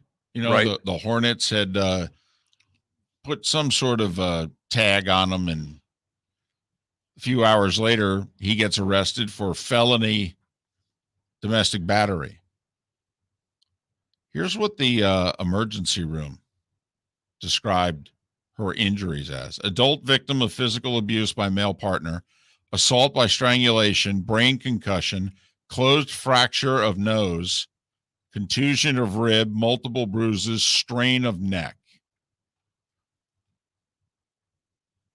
She, and her name, by the way, is Michelle Johnson, is Miles Bridges' wife. And she has taken to, I believe, Facebook, Instagram, and she posted pictures and also writes a passage that is heartbreaking, but also describing some of the abuse that he has done to her and some of her injuries. And basically said, I can be silent no more. He's never going to play again. No. I mean, there are a lot of people that get second chances. There have been a lot of people who have committed domestic abuse against their spouse or significant other or what have you. There's no way with her passage there on Instagram that an NBA general manager will ever give him another opportunity. I don't care how much therapy he goes out and seeks. I don't care how many years goes by. I don't see how he's hireable again. It is disturbing what she just wrote on Instagram. Very much so. And normally it's, hey, there's two sides and, wait until he's, found guilty. Well, I mean, you got the pictures, got the hospital saying these were her injuries. Well, and I mean, help me here, David, but when it goes to a felony, isn't that a next level? Yes. I mean, I don't know if there's a misdemeanor domestic violence. That's why, I mean, I don't. Well, I think they call it something different. And so the reason they called it what they did makes it a felony. It can be different state by state, but yeah. So anyway, you may see it out there in whether it's on a, online or social media or what have you. It's a woo, man. It's sad. It's tragic. It's sobering. And probably the one other thing we may have not spoke of today, we've talked about it a lot over the course of the past week, but the Brittany Griner case today started in Russia. We all know how it's going to end. Right. But the trial started. Guilty. The trial's going on, I believe, as we speak. She's going to be found guilty and sentenced in all likelihood to 10 years in a Russian prison. And goodness knows how we're going to get her out. I mean, there's an American citizen who's been held captive for 4.5 years over there. And his side of the story is, I'm a nothing. I'm a nobody. But they claim he's a spy. 4.5 years. Can't get him home. They won't include him in numerous prisoner exchanges that have been done over the years. So I have no idea how this ends. You can thoughts and prayers it all you want, but this does not look good for Brittany Griner. No, it does not. At all. It's time for someone to take back this segment, if for no other reason than to stop David from talking about Meghan and Harry. Here's Mark Miller with Today Was the Day When. By the way, very sentimental, Charles and Camilla there. They made sure to release the story this week that they, met Meghan and Harry's second child, and apparently it was emotional for Charles. Did you not just listen to what that said? That's why I brought it up. 1874, the first zoo opens in the United States in Philadelphia, Pennsylvania. You're getting mad at me about Meghan and Harry? USC and UCLA are going to the Big Ten. You're getting mad at me about Meghan and Harry? Unbelievable. 1904. I want to fly through this when we talk more about USC and UCLA. 1904, the Olympic Games opened in St. Louis, the first held in the United States. It was the third Summer Games. 1905, this guy named Einstein introduces his theory of relativity. Don't know whatever happened with that. 1908, SOS becomes the distress signal worldwide standard for help. 1916, Coca-Cola brings its current Coke formula to the market, and Honus Wagner, at 42 and 4 months, becomes the oldest at an inside the park home run as the Pirates beat the Reds 2-1. 1920, Walter Johnson no-hits the Red Sox, the only no-hitter that Walter Johnson ever threw. How about that? 1941, the first commercial television licenses granted to W2 SBS, which is now WNBC. WNBC. And WCBW, which is now WCBS. And Bulova paid $9 for the first ever network TV commercial. All today in 1941, as well as Joey D on his way to 56 ties Willie Keeler's 44-game hit streak in a 9-2 win over the Red Sox. 1947, the Basketball Association of America, which would later become the NBA, holds its inaugural college player draft. Udonis Haslem selected first overall in that draft. Nice. Good job by you. Well done. To 51 we go, where Bob Feller pitches his third career no-hitter. 1952, NASCAR runs the Sanford Park, Ontario 200 lap race. It's the first race run outside the U.S. 1956, the Family Show, the Steve Allen Show, did not want, David, Elvis shaking his pelvis. So Elvis in a tuxedo sang hound dog to a hound dog. Today in 1963, the zone improvement plaid codes are introduced for the U.S. mail. You know them as zip codes. Sgt. Pepper's goes #1 in the States today in 1967. It would stay there for 15 weeks. 1971, the 26th Amendment, which lowered the voting age from 21 to 18, is ratified and becomes part of our Constitution. 1977, Virginia Wade wins Wimbledon, the hometown favorite. In front of the Queen. It was a big deal, I believe. I thought she beat Chrissy. She No. beat Betty Stove. Oh, okay. But she did it in front of the Queen. 1979, the Sony Walkman debuts. What a big deal that was for all Sure of us. was. Might have saved the mixtape for even a couple more years. Today in 82, Cal Ripken makes his first of a record 2,216 consecutive starts at shortstop for the Baltimore Orioles. It was today in 87, David, that WFAN goes 24 hours sports. And we thank them. 98, NBA started a lockout. This would end up shortening the season to 50 games. 2011, another lockout, shortened the games by 16 seasons. In 2018, LeBron agrees to his 4-year deal with the Lakers.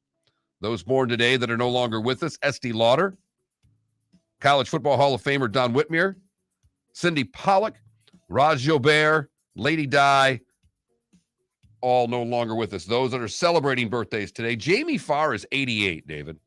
How old would Lady Di have been today? She would have been 61. Debbie Harry from Blondie is 77. Fred Schneider from the B-52s is 71. Dan Aykroyd is 70. Steve Shutt is also 70. Michael Haynes, 69. Nancy Lieberman is 64. Carl Lewis is 61. Pamela Anderson's 55, although each of her breasts are only about 33. Hello. You think they're that old? I figure she got them done in her 20s. I'm guessing she had to get them done again. Well, probably. It's a damn good point, David.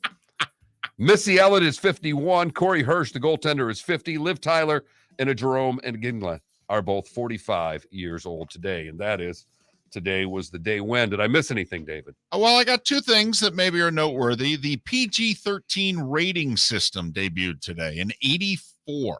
It's been around that long. Been around 48 or 38 years. And what was the other one that I had today? 17 years ago today, Ford produced the last T-Bird. All right. I like it. You've heard folks elsewhere mock Florida is gonna Florida. Well, Mark Miller sees it differently. He calls it the good, the bad, and the ugly. What you got, Mark? We go to Kevin Ford and Burger King and some really good people. Kevin Ford has been an employee with Burger King at the Vegas airport for over a quarter century. And he had perfect attendance on the job. So they give him a thank you gift. And he opened it, and his daughter videoed him opening it. And it was one of the worst gifts you've ever seen. Wow. He got like candy, a reusable, what did he get? A bunch of candy, a reusable Starbucks cup, a single movie ticket. Come on. And a pen. He'd been there for 27 years. Now, when I worked for the hockey team across the street, they gave anniversary gifts that were very similar to this. I remember getting a pen for like 5 years of service. And, those of us that got it all kind of looked at one another and go, are you serious? How about some money? But the daughter put it up on TikTok. And